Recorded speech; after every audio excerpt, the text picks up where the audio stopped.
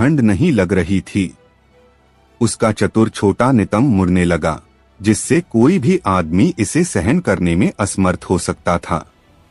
छाया भी अंधेरे से बाहर निकलकर आई और चुपचाप आर्यन के पीछे खड़ी हो गई। डिवाइन बाघ के शरीर के साथ मिलने के बाद उसकी शक्तियां बहुत तेजी से बढ़ी थी। अपनी अदृश्यता तकनीक के साथ वो पहले से ही इसका इस्तेमाल करना सीख गई थी और एक बार इसे सक्रिय करने के बाद कोई भी उसके अस्तित्व को नहीं महसूस कर सकता था। तभी आंगन का दरवाजा खुलने की आवाज आई। कोई दरवाजे से अंदर आया। यह नंदीश था। रूबी और वाणी उसे देखकर दंग रह गई और तुरंत बर्फ में खेलना बंद कर दिया। नमस्कार महामहिम।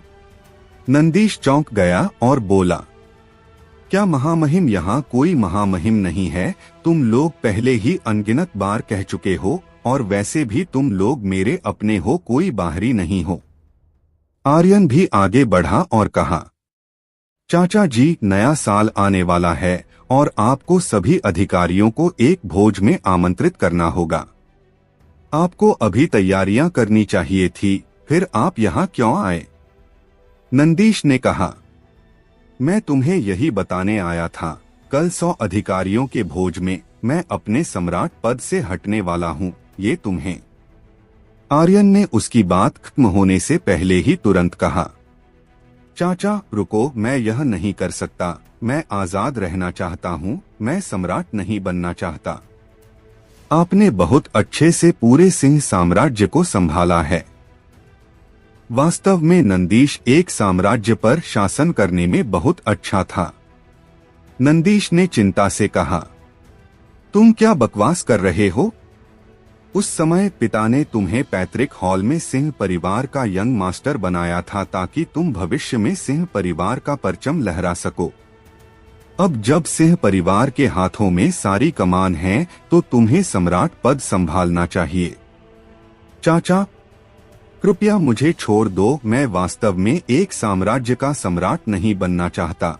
इससे अच्छा तो मैं रखैलों के हरम या कुछ और संभाल। इससे पहले कि आर्यन आगे बोल पाता, रूबी और वाणी ने उसे गुस्से में देखा। आर्यन ने तुरंत अपने शब्द बदल दिए और कहा, चाचा मैं जो चाहता हूँ वो आजादी है। मैं एक आजाद पंछी की तरह पूरे जहां का सफर करना चाहता हूँ। तो बस सम्राट आप ही बने रहें। हाँ हाँ हाँ, एक सम्राट बनना कितनों का सपनों था। वहाँ 3000 शाही हरम थे, अनगिनत सुंदरिया। हर साल वो बाहर जाकर एक रखैल भी चुन सकता था। जो उसको पसंद नहीं करेगी उसे मार दिया जाएगा।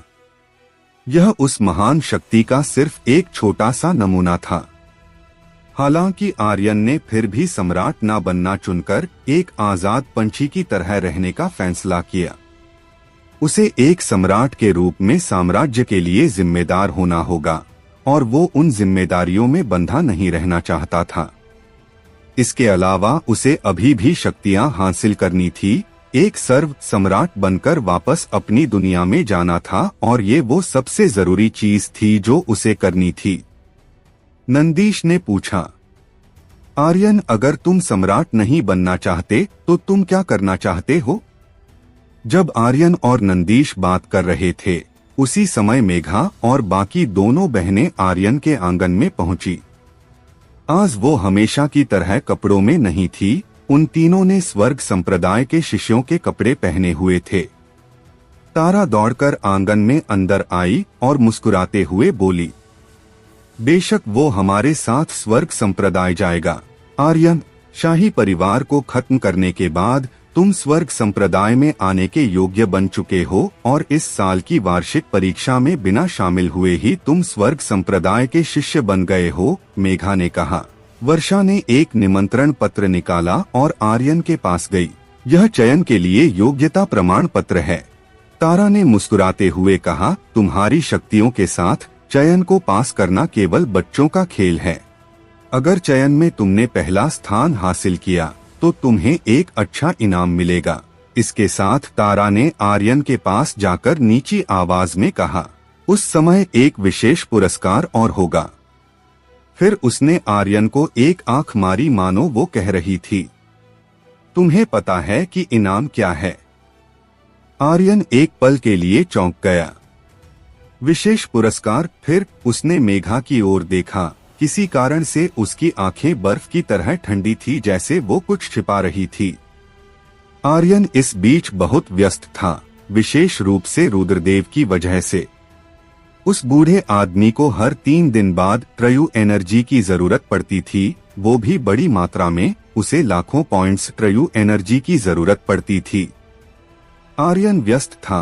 फायर स्पिरिट जड़ी बूटियों को इकट्ठा करने में, ड्रैगन स्पिरिट पिल बनाने के लिए जड़ी बूटियों की कमी थी, इसलिए वो केवल जाकर अन्य गोलियां ले सकता था।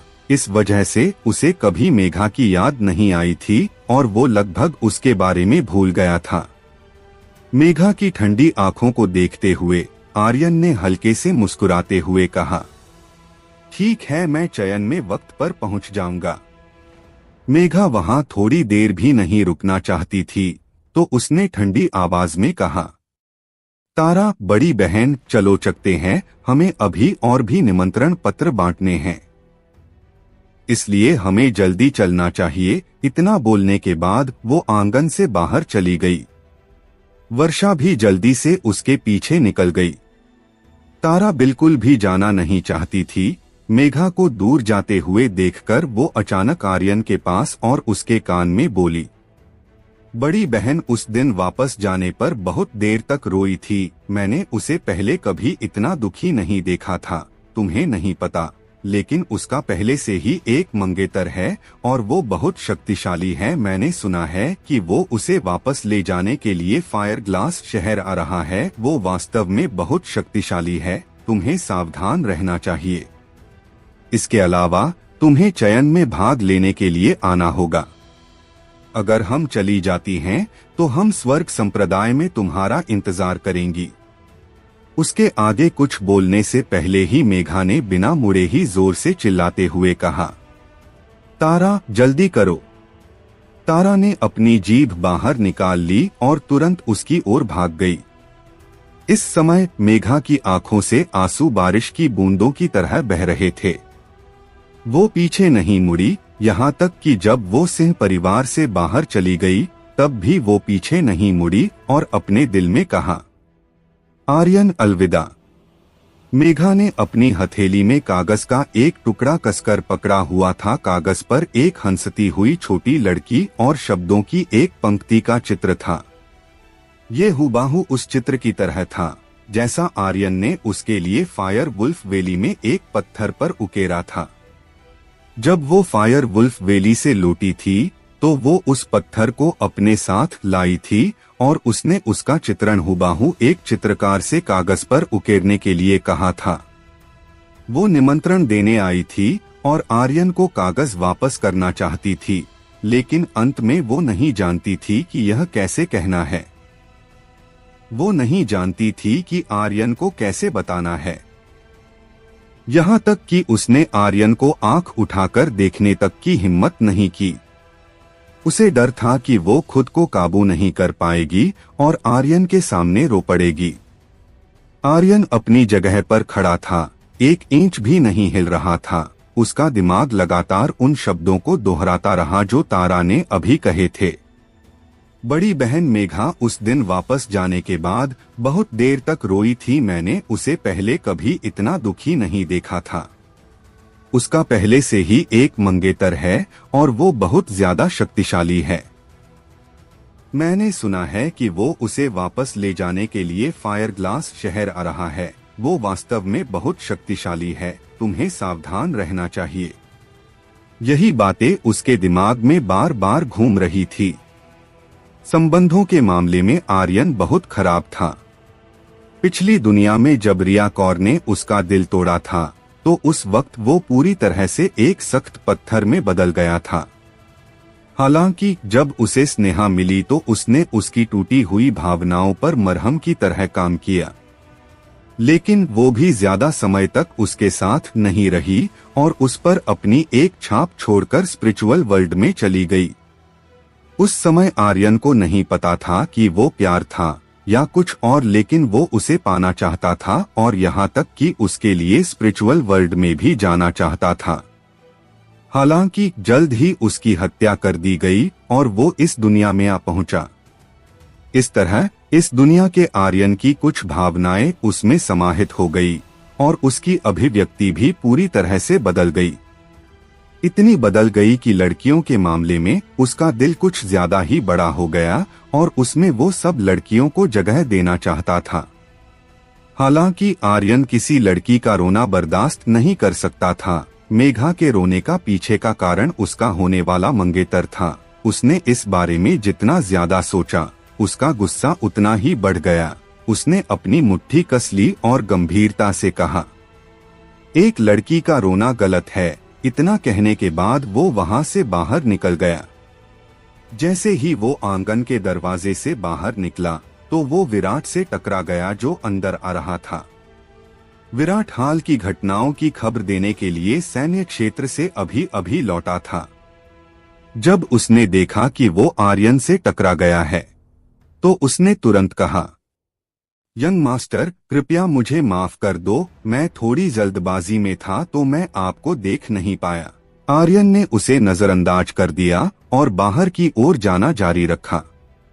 विराट ने जोर से कहा, यंग मास्टर, मुझे मेघा ने आपको कुछ देने के लिए कहा था। आर्यन रुक गया। विराट जल्दी से दौड़ते हुए उसके पास आया और कहा, अभी जब मैं सिंह परिवार के प्रवेश द्वार से आ रहा था तो मैंने देखा कि उसकी आंखें लाल थीं और रोने से सूजी हुई थीं और उसका चेहरा आंसुओं से भरा हुआ था। मुझे लगा कि कुछ तो हुआ है। रोने की बात सुनकर किसी कारण से आर्यन के दिल में अचानक छुरा घोंपने का दर्द महसूस हुआ और ये बहुत असहज था। विराट ने एक कागज का टुकड़ा बाहर निकाला और उसे आर्यन को देते हुए कहा, मैं जब उससे पूछने वाला था कि क्या हुआ है तो उसने मुझे ये कागज देकर आपको देने के लिए कहा। यंग मास्टर, क्या मेघा बहन के साथ कुछ हुआ है? आर्यन ने कागज का टुकड़ा खोला और एक नजर डाली। उसके दिल को लगा जैसे वो सुइयों से चुभ रहा है। यह भावना बहुत दर्दनाक थी और उसका शरीर थोड़ा कांप रहा था। ये वो चित्र था जो उसने फायर वुल्फ वैली में उसके लिए बनाया था। ये एक लड़की थी जो मासूमियत से मुस्कुरा रही थी और शब्दों की एक पंक्ति भी थी, हर दिन और मुस्कुराओ और आप पाएंगे कि दुनिया बहुत सुंदर है। आर्यन ने उस वक्त इसे एक पत्थर पर उकेरा था, लेकिन उसे उम्मीद नहीं थी कि वो इसे कागज पर चित्रण करवा लेगी। पीछे नाजुक शब्दों की कुछ और पंक्तियां थीं। शब्द थोड़े धुंधले थे, जैसे कि वो पानी की बूंदों से भीग गए हों। हो सकता है कि उसके आंसुओं ने इसे भिगोया हो। उस पर लिखा था, आर्यन, धन्यवाद। वो वक्त मेरे जीवन के सबसे खुशी के दिन रहे हैं। बहुत बहुत धन्यवाद। आपके द्वारा कहे गए हर शब्द को मैं याद रखूंगी। तुम भी हमेशा खुश रहना। अलविदा मेरे नायक, मेरे राजकुमार। इन शब्दों को पढ़कर उसे एक झटका लगा था। उसने अपना सिर उठाया और जोर से चिल्लाया। फिर वो तेजी से आगे बढ़ गया। उसे पता था कि मेघा के दिल में उसके लिए भावनाएं थी, लेकिन इस हद तक होंगी उसने इसकी उम्मीद नहीं की थी। मेघा, तुम क्या कर रही हो? ये तुम खुद के साथ गलत कर रही हो। वैसे भी मैंने तुम्हें चूमा था तो तुम सिर्फ मेरी हो। फिर तुम इस तरह की पागलों के जैसी हरकत क्यों कर रही हो? आर्यन चिंता में बड़बड़ा रहा था। उसकी वजह से किसी लड़की की जिंदगी खराब हो, वो ऐसा बिल्कुल नहीं चाहता था। वैसे भी जब तक वो इस दुनिया में है तब तक वो इन रिश्तों को अच्छे से संजो कर रखना चाहता था। सिंह परिवार से बाहर निकलते ही वो जोर से चिल्लाया, मेघा। सड़क पर हर कोई उसे देखने लगा, हालांकि उनमें से कोई भी मेघा नहीं थी। Ice fire. हाँ यंग मास्टर। आइस फायर तुरंत सिस्टम स्पेस से बाहर निकल आया, फिर वो मेघा और बाकी दोनों बहनों को ढूंढने के लिए लगातार फायर ग्लास शहर के ऊपर मंडराते रहा। स्नो व्हाइट, समझ गया मास्टर। स्नो व्हाइट भी बाहर निकला और उसने तुरंत अपनी शक्तियों को चारों ओर फैला दिया। वो मेघा और बाकी दोनों बहनों की आभा को महसूस करने की कोशिश कर रहा था। हालांकि फायर ग्लास शहर बहुत बड़ा था। लाखों लोगों के इस शहर में 3 लोगों को ढूंढना घास के ढेर में सुई खोजने जैसा था, जबकि स्नो व्हाइट और आइस फायर बस 2 लोग थे जो मेघा की तलाश कर रहे थे। आर्यन तेजी से स्वर्ग संप्रदाय की हेवन सेक्ट शाखा की ओर दौड़ रहा था। इसके साथ वो टेलीपोर्टेशन तकनीक का इस्तेमाल कर रहा था, जैसे एक पागल आदमी को अपने जीवन की परवाह नहीं थी। मेघा, तुम पागल हो। आर्यन, तुम सिर्फ एक स्वर हो। तुम उसकी भावनाओं को क्यों नहीं समझ सके? तुम इतने पत्थर दिल कैसे हो सकते हो? वो खुद को लगातार कोस रहा था। आर्यन लगभग आधे घंटे बाद हेवन सेक्ट शाखा पहुंचा। कौन स्वर्ग संप्रदाय की शाखा में घुसने की हिम्मत कर रहा है? आर्यन ने बिल्कुल भी परवाह नहीं की और चिल्लाया, मेघा। लेकिन उसे कोई जवाब नहीं मिला। द्वारपाल शिष्य फिर से चिल्लाया, भाई, मुझे लगता है कि तुम जीने से थक गए हो। उसी समय आर्यन नजरें काली हो गईं। उसका दाहिना हाथ हिला। उसने एक कदम आगे बढ़कर उस शिष्य का गला पकड़ लिया और उसे हवा में उठा लिया। मैं तुमसे पूछता हूँ, मेघा कहा। आर्यन इतने गुस्से में था कि अगर उसने कुछ नहीं कहा तो वो तुरंत उसे मार देगा। Senior sister Megha, senior sister Varsha, senior sister Tara यहाँ से जा चुकी है। वे स्वर्ग संप्रदाय में वापस जा रही हैं। आर्यन के शरीर से बुरी तरह शक्तियां बाहर निकली और उसका दाहिना हाथ ढीला हो गया और उसने बिना सोचे समझे कहा, चली गई। उसी समय स्नो व्हाइट और आइस फायर ने एक साथ उससे विचारों के माध्यम से कहा, मास्टर, पूर्वी द्वार पर। मास्टर, मत आओ। उनकी आवाज तेज थी और थोड़ी घबराई हुई सी थी। आर्यन का दिल बैठ गया। Snow white, ice fire, master, कृपया मत आना, कृपया मत आना। मास्टर, भागो, जल्दी करो और भागो। उनकी आवाज में घबराहट और थोड़ा डर महसूस किया जा सकता था। यहाँ तक कि लेवल 6 के युद्ध सम्राट महिपाल का सामना करते समय भी वो कभी इस तरह से घबराए नहीं थे। चाहे उनका विरोधी कितने भी मजबूत क्यों ना हो, वो कभी इस तरह से घबराए नहीं थे। जब आर्यन स्वर्ग संप्रदाय की हेवन सेक्ट शाखा की ओर आ रहा था, उस वक्त एक दूसरी जगह पर हंस की तरह एक सफेद बग्गी एक उबड़ खाबड़ कच्चे रास्ते पर चल रही थी। मेघा, तारा और वर्षा तीनों बहनें उसके अंदर बैठी हुई थी। तारा ने ऊपर नीचे उछलते और बेहद उत्साहित होते हुए कहा, आधे महीने में आर्यन हमारे स्वर्ग संप्रदाय में आ जाएगा। ही मेघा बहन, उस समय हम तीनों उसके साथ रहेंगे। ही यह देखकर कि मेघा ने बात नहीं की, तारा ने आगे कहा, अगले साल हम उसके साथ स्वर्ग संप्रदाय में जाएंगे और वापस जाते समय हम दर्शनीय स्थलों की यात्रा करेंगे। बस इसके बारे में सोचने से ही मेरे अंदर गुदगुदी हो रही है। बड़ी बहन, ये तो मुझे वो रास्ता नहीं लगता जहां हमें जाना था। मुझे तो यह शहर से बाहर की ओर जाने वाला रास्ता लग रहा है। तारा की भौहें सिकुड़ गई। मेघा की आवाज कुछ ठंडी थी और उसने कहा, हम वापस स्वर्ग संप्रदाय जा रहे हैं। तारा हैरान रह गई। आज? तारा ने कहा, हाँ, हम आज और अभी वापस जा रहे हैं। तारा ने वर्षा की ओर देखा और घबरा कर कहा, वर्षा बहन, क्या यह सच है? हम क्यों जा रहे हैं? क्या हमारा मिशन बाहरी संप्रदाय के शिष्यों का चयन करने के लिए फायर ग्लास शहर में आना नहीं है? चयन अभी शुरू भी नहीं हुआ है, हम क्यों जा रहे हैं? क्या बड़ी बहन मुझसे झूठ बोल रही है? उसने वर्षा पर सवालों की बौछार कर दी। वर्षा ने अपना सिर हिलाया। तारा बहुत ज्यादा निराश हो गई और उसके चेहरे का रंग लगभग उड़ गया। मुझे इस बारे में कुछ क्यों नहीं पता? क्या तुम दोनों मुझे कुछ बताना भी सही नहीं समझती? वर्षा ने धीरे से कहा। मैंने तुम्हें यह नहीं बताया क्योंकि मुझे डर था कि तुम इसे पचा नहीं पाओगी और आर्यन को बता दोगी। आर्यन के गुस्से के साथ वो निश्चित रूप से हमें जाने नहीं देता। तारा ने जोर से कहा।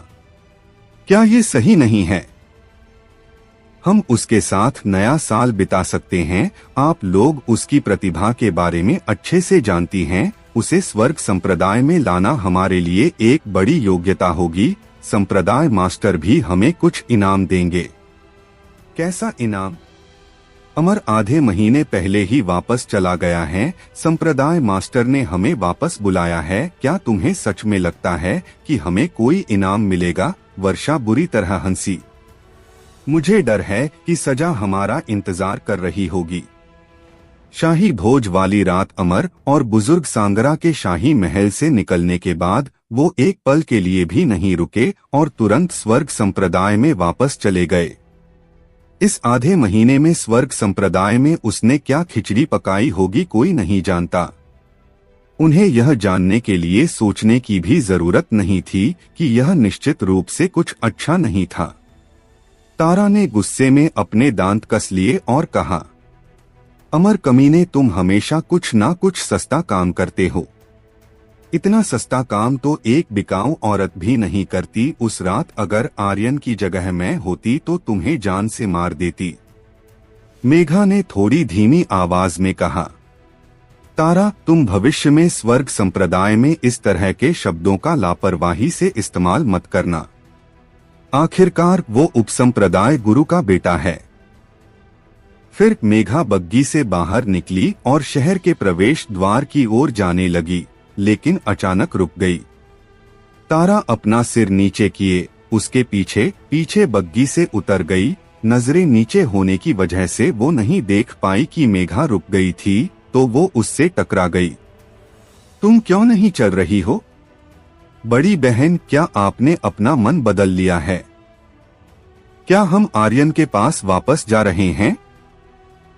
हे, मुझे पता था कि आप आर्यन के बिना एक पल भी नहीं रह सकती। यहाँ तक कि आप तो उसके लिए रोई भी थी। मुझे पता है कि आप उसे दिल से चाहती हैं, है ना? जैसे ही वर्षा बग्गी से उतरी और अपने सामने देखा, तो उसका चेहरा तुरंत फीका पड़ गया। उसने तारा का मुंह बंद कराने के लिए उसकी कमर पर कई बार चिमटी काटी। तारा एक बहुत सीधी सादी मासूम लड़की थी। उसने वही कहा जो उसके मुंह में आता गया, और उसे नहीं पता था कि क्यों वर्षा उसे चिमटी काट रही है। उसने उसका हाथ झटका और अपनी कमर को सहलाते हुए कहा, वर्षा बहन, आप क्या कर रही है?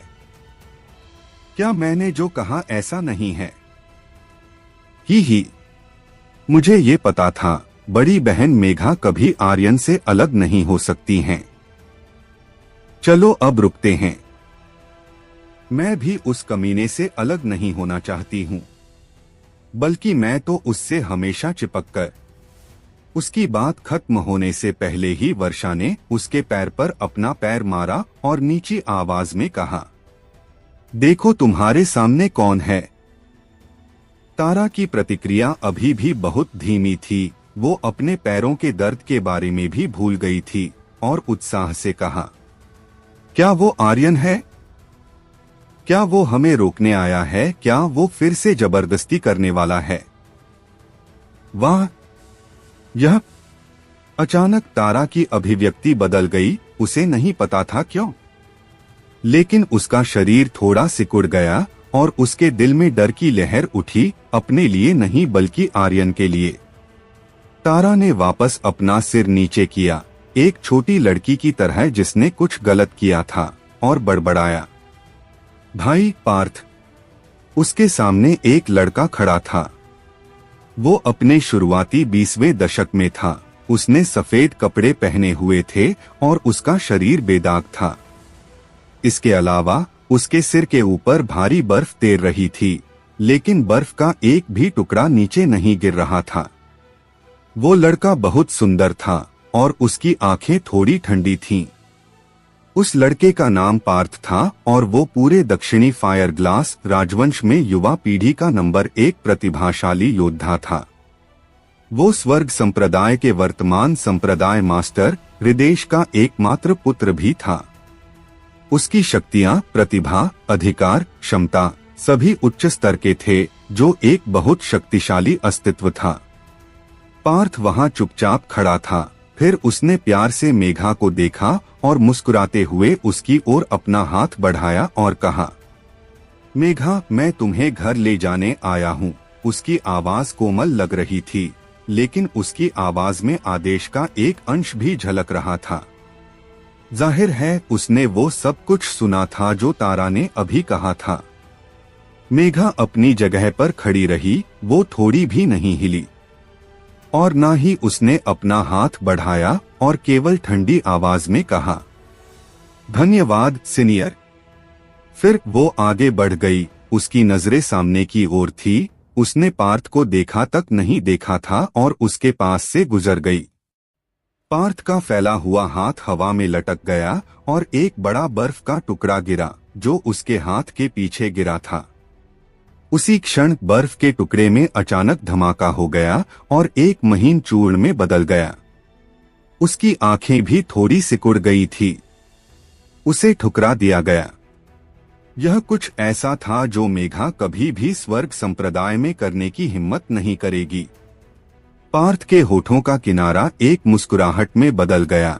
उसने अपना हाथ वापस लिया, तारा और वर्षा को देखा, फिर मुड़कर मेघा की ओर चला गया। उसी समय, भाभी, रुको, यंग मास्टर को आपसे कुछ कहना है। स्नो व्हाइट की एक सफेद छाया दिखाई दी, जो मेघा के सामने आकर खड़ी हो गई। वो बहुत तेजी से आया था, जिस वजह से उसकी सांसें उखड़ने लगी थी। भाभी, एक पल रुको, मास्टर आपसे कुछ कहना चाहते हैं। भाभी शब्द ने पार्थ के अंदर तहलका मचा दिया। मेघा का दिल अचानक बैठ गया। फिर उसने ठंडी स्नो व्हाइट से ठंडी आवाज में कहा, तुम गलत इंसान को भाभी कह रहे हो। मैं तुम्हारी कोई भाभी वाभी नहीं हूं। वर्षा ने अपने मन में सोचा, यह स्नो व्हाइट का बच्चा आर्यन को मरवाना चाहता है। जल्दी करो और रास्ते से हट जाओ। इस वक्त वो पार्थ के गुस्से को महसूस कर सकती थी। स्नो व्हाइट ने उसके भावों पर ध्यान भी नहीं दिया और फिर कहा, भाभी, मुझे पता है कि तुम मास्टर से गुस्सा हो, लेकिन मास्टर वास्तव में आप तीनों को पसंद करते हैं। उस कागज को देखने के बाद मास्टर आप लोगों को पागलों की तरह ढूंढ रहा है। क्या आप एक पल इंतजार कर सकते हैं? मैं अभी मास्टर को एक ध्वनि संदेश के जरिए खबर दे देता हूँ। पार्थ ने अपनी आंखें सिकोड़ते हुए स्नो व्हाइट को देखा और हंसते हुए कहा, अरे वाह, एक डिवाइन बीस्ट का बच्चा। यह जरूर एक पालतू कुत्ता है ना? पालतू कुत्ता, इन दो शब्दों को सुनकर स्नो व्हाइट को गुस्सा आ गया। इंसानी खाल में सुअर, तुम्हारी हिम्मत कैसे हुई मुझे ऐसा बोलने की? स्नो व्हाइट ने पलटवार करते हुए कहा। वो किसी से डरता नहीं था। अगर उसे कोई गलत बोलेगा तो उसे भी अच्छे से जवाब देना आता था। फिर उसके शरीर से डिवाइन बीस्ट की शक्तियां निकलने लगी और चारों तरफ फैल गई। तभी वहां एक रोशनी चमकी और फिर एक वुल्फ की छाया दिखाई दी, जो सीधे पार्थ की ओर भागी। उसे देखकर पार्थ हंसने लगा। उसने अपनी एक उंगली हिलाई और एक बर्फ के टुकड़े में मारी, जो बिजली की गति से सफेद वुल्फ की छाया के आर पार हो गया। वो छाया तुरंत भाप बनकर उड़ गई। फिर पार्थ ने मुस्कुराते हुए अपनी उंगली से स्नो व्हाइट के माथे की ओर इशारा। तुरंत एक बर्फ का टुकड़ा एक तलवार में बदलकर बिजली की गति से स्नो व्हाइट के माथे की ओर बढ़ गया। उसी समय में आसमान में उड़ रहे आइस फायर ने एक गर्जना की और कहा, स्नो व्हाइट बचकर। इसी के साथ उसने अपने मुंह से तेज लपटों की आग की बारिश की, जिससे बर्फ की तलवार तुरंत पिघल गई। छिपकली, पार्थ ने हंसते हुए कहा, एक और कचरा डिवाइन बीस्ट, और यह भी एक बच्चा है। यह वास्तव में कमजोर है। आइस फायर ड्रैगन को भी गुस्सा आ गया। एक बार और कहने की हिम्मत करना। छिपकली कौन है? वो एक महान ड्रैगन था। हालांकि वो ड्रैगन्स के निचले हिस्से से संबंधित था, लेकिन चाहे कुछ भी होता तो वो एक ड्रैगन ही, और उसकी नसों में ड्रैगन ब्लड बह रहा था। बस इतना ही काफी था। छिपकली से उसकी तुलना करना उसका अपमान करने जैसा था। वो इस तरह के अपमान को बर्दाश्त नहीं कर सकता था। पार्थ ने फिर से हंसते हुए कहा, मैं तुम लोगों के बारे में बात कर रहा हूँ। एक छिपकली, एक भेड़िया जो कुत्ते के समान है। तुम लोगों को तुलना कचरे के दो टुकड़ों से भी नहीं की जा सकती। मुझे तो ऐसा लगता है कि वो तुम्हारा मास्टर भी एक कचरा होगा। आइस फायर तुरंत गुस्से में गर्जना करने लगा और स्नो व्हाइट भी बुरी तरह से गुस्से में भड़क उठा। वो एक बार के लिए अपना अपमान सह सकते थे, लेकिन आर्यन का बिल्कुल भी नहीं। पार्थ ने हल्के से मुस्कुराते हुए कहा, ओह, तो मेरी बात सुनकर कचरों को गुस्सा आ गया। वैसे तुम्हारा कायर मास्टर कहाँ है? जैसे ही उसने बोलना खत्म किया, मेघा अचानक होश में आ गई और गहरी आवाज में कहा, बस बहुत हुआ। फिर मेघा ने पार्थ की ओर देखा और थोड़ी ठंडी आवाज में बोली, पार्थ, मैं तुम्हारे साथ चलूंगी। इस बार मेघा ने अपना हाथ बढ़ाया। उसका हाथ थोड़ा लाल था। यह अज्ञात था कि क्या यह ठंड के मौसम के कारण था या इसलिए कि उसने अभी अपनी मुट्ठी कसकर भींची हुई थी। मेघा का छोटा पतला हाथ देखकर पार्थ की आंखें चमक उठी और उसके चेहरे पर तुरंत एक चौड़ी मुस्कान फैल गई। वो मेघा का हाथ पकड़ने ही वाला था कि उसी वक्त स्नो व्हाइट गुस्से में चिल्लाया, जो भी भाभी को छुएगा वो मर जाएगा। जैसे ही उसकी आवाज फीकी पड़ी, स्नो व्हाइट जहां था वहां से गायब हो गया और एक सफेद आकृति आकाश में चमक उठी। वो समझ गया था कि पार्थ कमजोर नहीं था, इसलिए वो भी अपनी पूरी ताकत के साथ उसका मुकाबला करेगा। पार्थ ने अचानक अपना हाथ वापस खींच लिया और उसकी अभिव्यक्ति उग्र हो गई। उसके बार बार भाभी बुलाने से वो बेहद दुखी हो गया था। आखिर मेघा उसकी मंगेतर थी, लेकिन वो ही उसे छू नहीं सकता था। इससे उसका गुस्सा भड़क उठा। अचानक वो एक झटके के साथ गायब हो गया। पलक झपकते ही आसमान में एक धमाका हुआ। इसके तुरंत बाद आसमान से एक सफेद आकृति नीचे गिरी। बूम! आकृति जमीन पर एक उल्कापिंड की तरह गिरी, जिससे वहां एक गहरा गड्ढा हो गया और स्नो व्हाइट के मुंह से खून बाहर निकला। भाई snow white! Ice fire dragon का गुस्सा भड़क उठा। ड्रैगन की शक्तियां उसके गले तक आ गई। फिर उसके गले से आग की लपटें निकली जो सीधे पार्थ की ओर बढ़ने लगी। आग ऐसे बाहर निकली जैसे आकाश से अंगारे बरस रहे हो, लेकिन पार्थ ने बिल्कुल भी बचाव नहीं किया और सीधे आग की लपटों में चला गया। एक चाल के साथ आसपास के बर्फ के टुकड़े तुरंत बर्फ के एक विशाल गोले में बदल गए। बर्फ का गोला आगे बढ़ा और सीधे आइस फायर ड्रैगन के मुंह में घुस गया। उसके गले में आग की लपटें फूटीं, लेकिन बाहर नहीं निकल सकी। उसका शरीर ढीला पड़ गया। उसकी नाक और मुंह से लगातार काला धुआं निकल रहा था। गले से लगातार खून बह रहा था। पार्थ तिरस्कार में हंसा, अरे नहीं, तुम लोग तो एक एक हमला भी बर्दाश्त नहीं कर सके। वो दोनों डिवाइन बीस्ट थे। फिर भले ही वो दोनों बच्चे थे, मगर थे तो वो डिवाइन बीस्ट। लेकिन फिर भी वो दोनों पार्थ के सामने बहुत कमजोर थे। इसी से अंदाजा लगाया जा सकता था कि वो कितना शक्तिशाली था। वो दोनों उस पर पलटवार करने की तो छोड़, उससे उनके लिए अपनी जान बचाना ही मुश्किल हो रहा था। यह भावना बहुत असहज थी।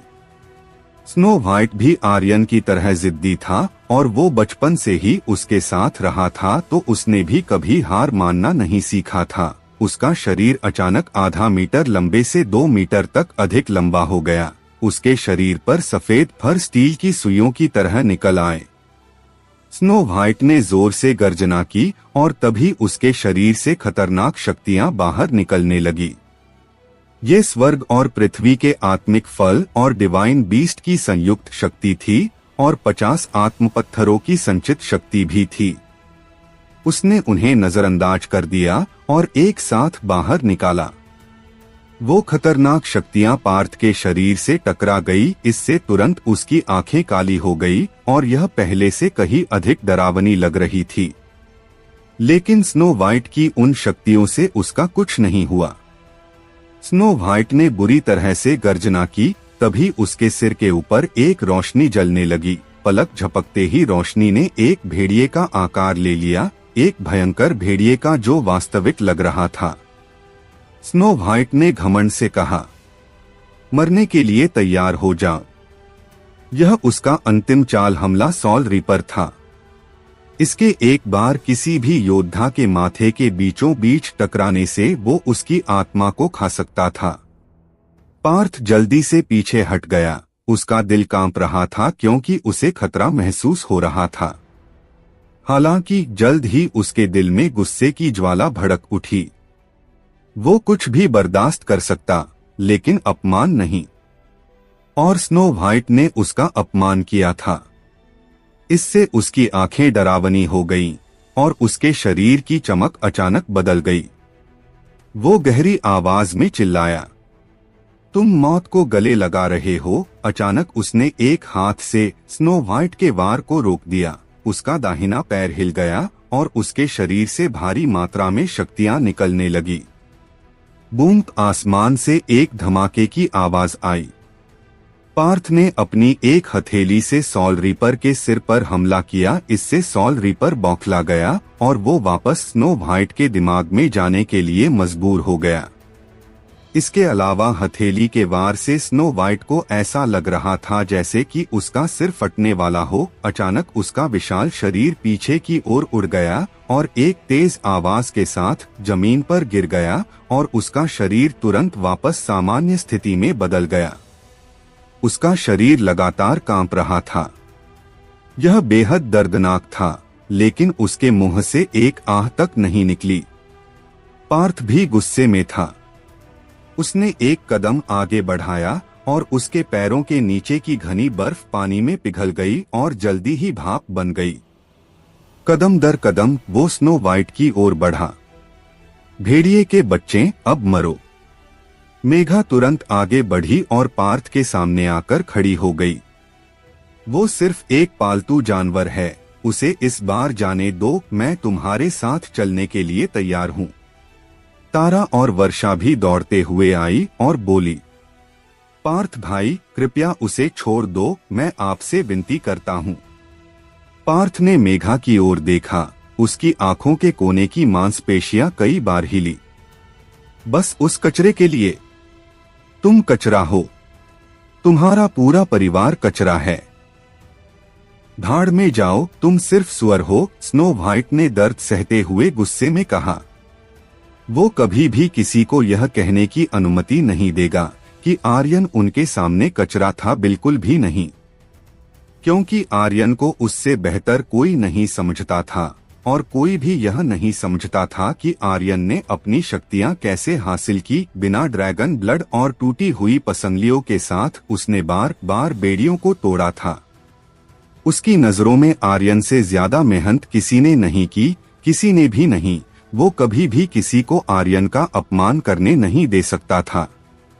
तभी आइस फायर ने भी गर्जना करते हुए कहा, मास्टर कचरा नहीं है। हाँ हाँ हाँ। उत्तरी हवाएं गर्जना करने लगी और हर तरफ बर्फबारी हो रही थी। इससे एक खतरनाक ठंडा वातावरण बना हुआ था। पूर्वी द्वार पर घोर सन्नाटा छाया हुआ था और इसके बीच केवल पार्थ की भयानक हंसी गूंज रही थी। पार्थ की गति बहुत तेज थी। मेघा उसे बिल्कुल भी रोक नहीं सकी। एक पल बाद पार्थ स्नो व्हाइट के सामने खड़ा था और उससे एक ठंडी आवाज में पूछा, मुझे फिर से बताओ कि कचरा कौन है? तुम, स्नो व्हाइट ने बिना किसी हिचकिचाहट के कहा। इसके तुरंत बाद पार्थ ने गुस्से में स्नो व्हाइट के सिर पर जोर से पैर रखा और उन्मादी ढंग से हंसते हुए फिर से कहा, फिर से कहो, कचरा कौन है? तुम, स्नो व्हाइट ने एक पलक भी नहीं झपकाई और कहा, बस तुम रुको, मास्टर तुम्हें जल्द या बाद में जान से मार देगा। पार्थ ने उसके सिर पर अपने पैर का दबाव और अधिक बढ़ा दिया और हंसा, कचरा कौन है? तुम, स्नो व्हाइट के मुंह से खून बह रहा था, लेकिन वो अभी भी हमेशा की तरह सख्त था। पार्थ ने फिर से दबाव बढ़ा दिया और वो लगभग अपना धैर्य खो चुका था और ठंडी आवाज से पूछा, मैं तुमसे आखिरी बार पूछूंगा, कचरा कौन है? यह आखिरी बार है। यह तुम्हारे जीने का आखिरी मौका भी है। अगर तुम कहते हो कि तुम्हारा मास्टर कचरा है तो तुम जिंदा रह सकते हो।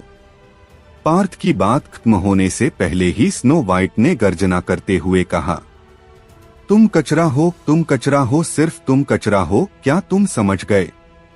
कचरा तुम हो। बस तुम रुको, जल्द या बाद में तुम्हारी मौत मास्टर के हाथों ही होगी। हा हा हा। मुझे मार डालो, अगर तुम में हिम्मत है तो मुझे मार डालो। हा हा हा। स्नो व्हाइट पागलों की तरह हंस रहा था। आइस फायर ने गंभीरता से कहा, भाई स्नो व्हाइट। पार्थ के भाव ज्यादा से ज्यादा क्रूर होते गए और उसने अपने दांत पीसते हुए कहा, ठीक है, फिर मर जाओ। मेघा जोर से चिल्लाई, पार्थ, अगर तुमने उसे मारा तो मैं भी आज यहीं खुद को मार दूंगी। तारा और वर्षा भी जल्दी से दौड़ पड़ी और फिर से भीख मांगी। बड़े भाई पार्थ, उसे मत मारो, मैं तुमसे विनती करती हूँ। सभी लोग उससे गुहार लगा सकते थे। हालांकि केवल एक व्यक्ति था जो ऐसा नहीं कर सकता था और वो थी मेघा। अब जब वो खुद को जान से मारने की धमकी दे रही थी तो पार्थ ने अपना सिर घुमाया और उसकी ओर देखा। मेघा ने अपनी गर्दन पर तलवार रखी हुई थी, जिसे देख पार्थ हल्के से हंसा। अचानक ऐसा लगा जैसे पार्थ का शरीर दो जगहों पर हो। उनमें से एक ने मेघा की तलवार छीन ली और उसी समय उसे अपनी हथेली से एक जोर का थप्पड़ मारा। मेघा तुरंत नरम और शक्तिहीन हो गई। इस बीच पार्थ का शरीर अभी भी वहीं था और उसने स्नो व्हाइट से गुस्से में कहा, मरो अब। जो मेरे भाई को छूने की हिम्मत करेगा उसकी मृत्यु मेरे हाथों होगी। अचानक वहां एक गहरी आवाज गूंजी। एक व्यक्ति धीरे धीरे एक ड्रैगन स्लेयर को खींचते हुए वहां आया, जो एक खूनी लाल रोशनी से जल रहा था। आर्यन, पार्थ की आंखें ठंडी हो गईं और उसके मुंह का कोना एक हंसी में बदल गया। कचरा, आखिरकार तुम आ ही गए। क्या ये तुम्हारा भाई है? अगर एक कुत्ता भी तुम्हारा भाई है तो तुम भी एक कुत्ता हो। हा हा हा। चलो ये बढ़िया है, अब मैं तुम दोनों कुत्तों को एक साथ मार सकता हूँ। पार्थ के चेहरे पर क्रूर भाव थे। उसके पैरों के नीचे से एक खतरनाक ठंडी शक्ति बाहर निकली और एक तेज तलवार में बदलकर स्नो व्हाइट के सिर को फाड़ने के लिए बढ़ी। आर्यन का दिल कांप उठा। सोलस्टम तकनीक, 1 सेकेंड से भी कम समय में आर्यन की सभी शक्तियां दोगुनी हो गई। टेलीपोर्ट, इसके तुरंत बाद उसका शरीर अपनी जगह से गायब हो गया और एक पल बाद वो पार्थ के बगल में दिखाई दिया। ड्रैगन स्लेयर की खूनी ब्लेड शक्तियां फैल गई और वो खतरनाक रूप से बाहर निकली। ये खूनी शक्तियां इतनी खतरनाक थी कि हवा में शक्तियों के धमाके भी सुने जा सकते थे। इसने भारी बर्फबारी में तबाही मचा दी थी। पार्थ की भौहें फड़क उठी। अगर वो स्नो व्हाइट को मारना जारी रखता तो वो भी घायल हो सकता था और मेघा के सामने वो घायल कैसे हो सकता था? यह उसके लिए अपमान की तरह होगा। तुरंत उसका शरीर पीछे हट गया। एक उछाल के साथ वो हवा में उड़ गया और चुपचाप हवा में तैर गया। थोड़ी सी हंसी के साथ उसने कहा, एक गॉड स्टेज ब्लेड। आर्यन ने उसकी ओर देखा तक नहीं।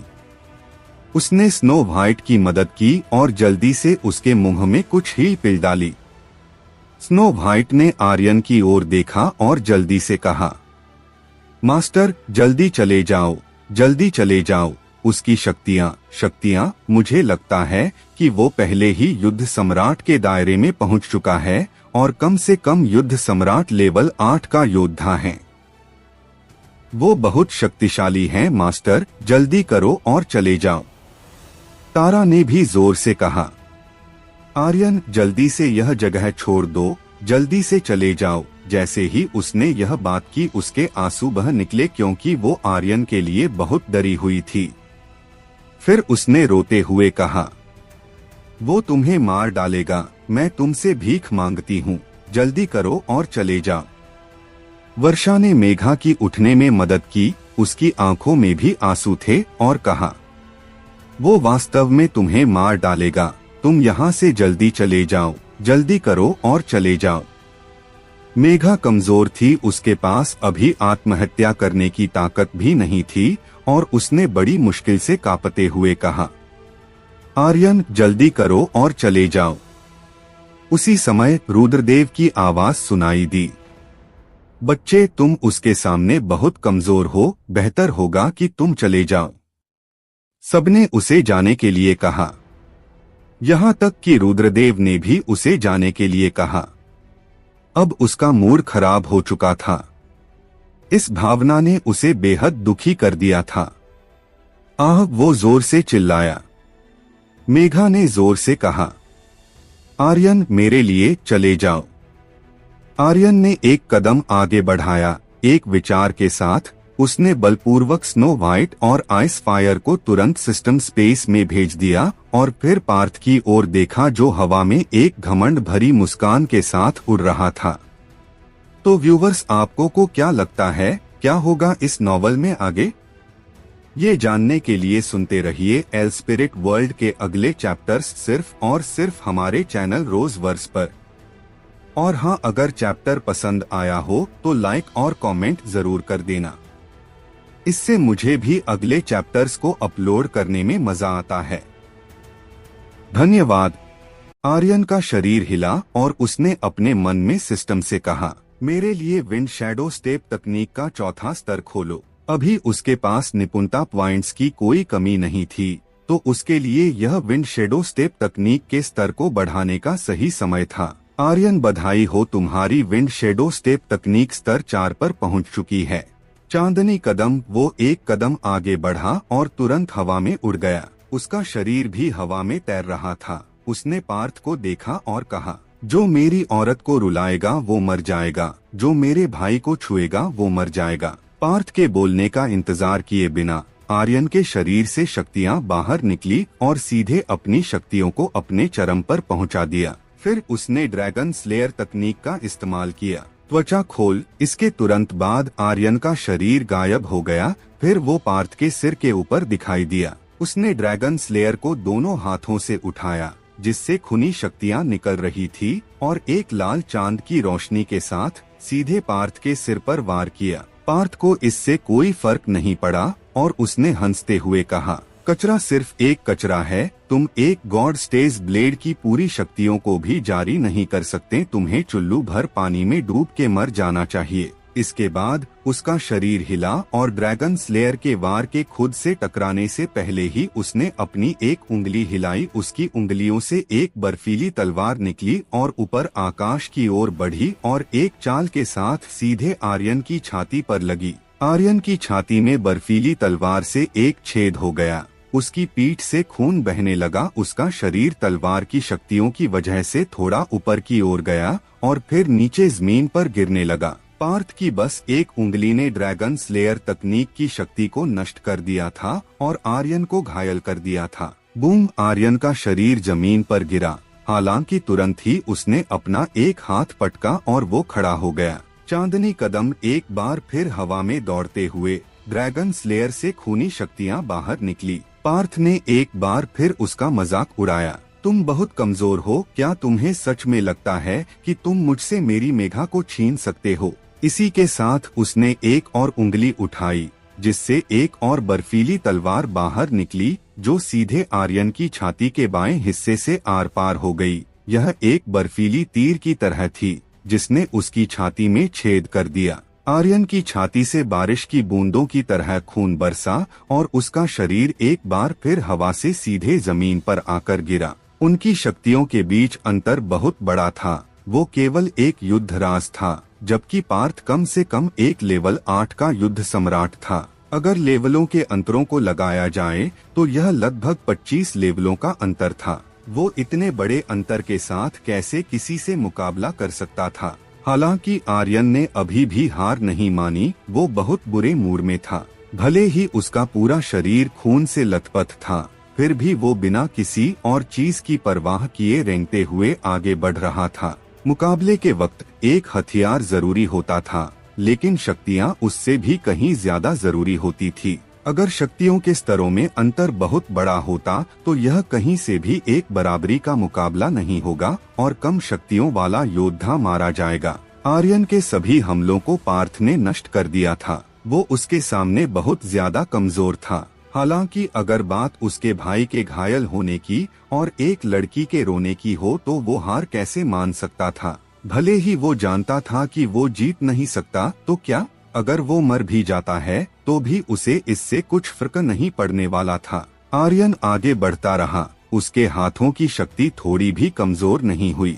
उसकी आंखें खून से लथपथ थीं और वो पागलपन से आगे बढ़ रहा था। ड्रैगन स्लेयर जमीन पर घिसटते हुए पीछे चिंगारी छोड़ रहा था। रुद्रदेव ने गहरी आवाज में कहा, बच्चे, तुम्हारी शक्तियों में उथल पुथल मची हुई है और तुम बुरी तरह से घायल हो। तुम उसका मुकाबला नहीं कर सकते। तुम्हें रुकना चाहिए। रुको रुको, भागो मत, तुम मारे जाओगे। रुद्रदेव के बोलने का इंतजार किए बिना आर्यन ने भारी मन से कहा, मैं तुम नहीं हूँ। कुछ चीजें हैं जो मुझे पता है कि मैं नहीं कर सकता, लेकिन भले ही मैं मरूं, मैंने कभी हार मानना नहीं सीखा। मुझे अभी भी लड़ना है। रुद्रदेव की बातों को नजरअंदाज करते हुए उसने आगे बढ़ना जारी रखा। इस बार उसने अजय ढाल को भी सक्रिय कर दिया था। पार्थ उसके शरीर पर अजय ढाल को देख सकता।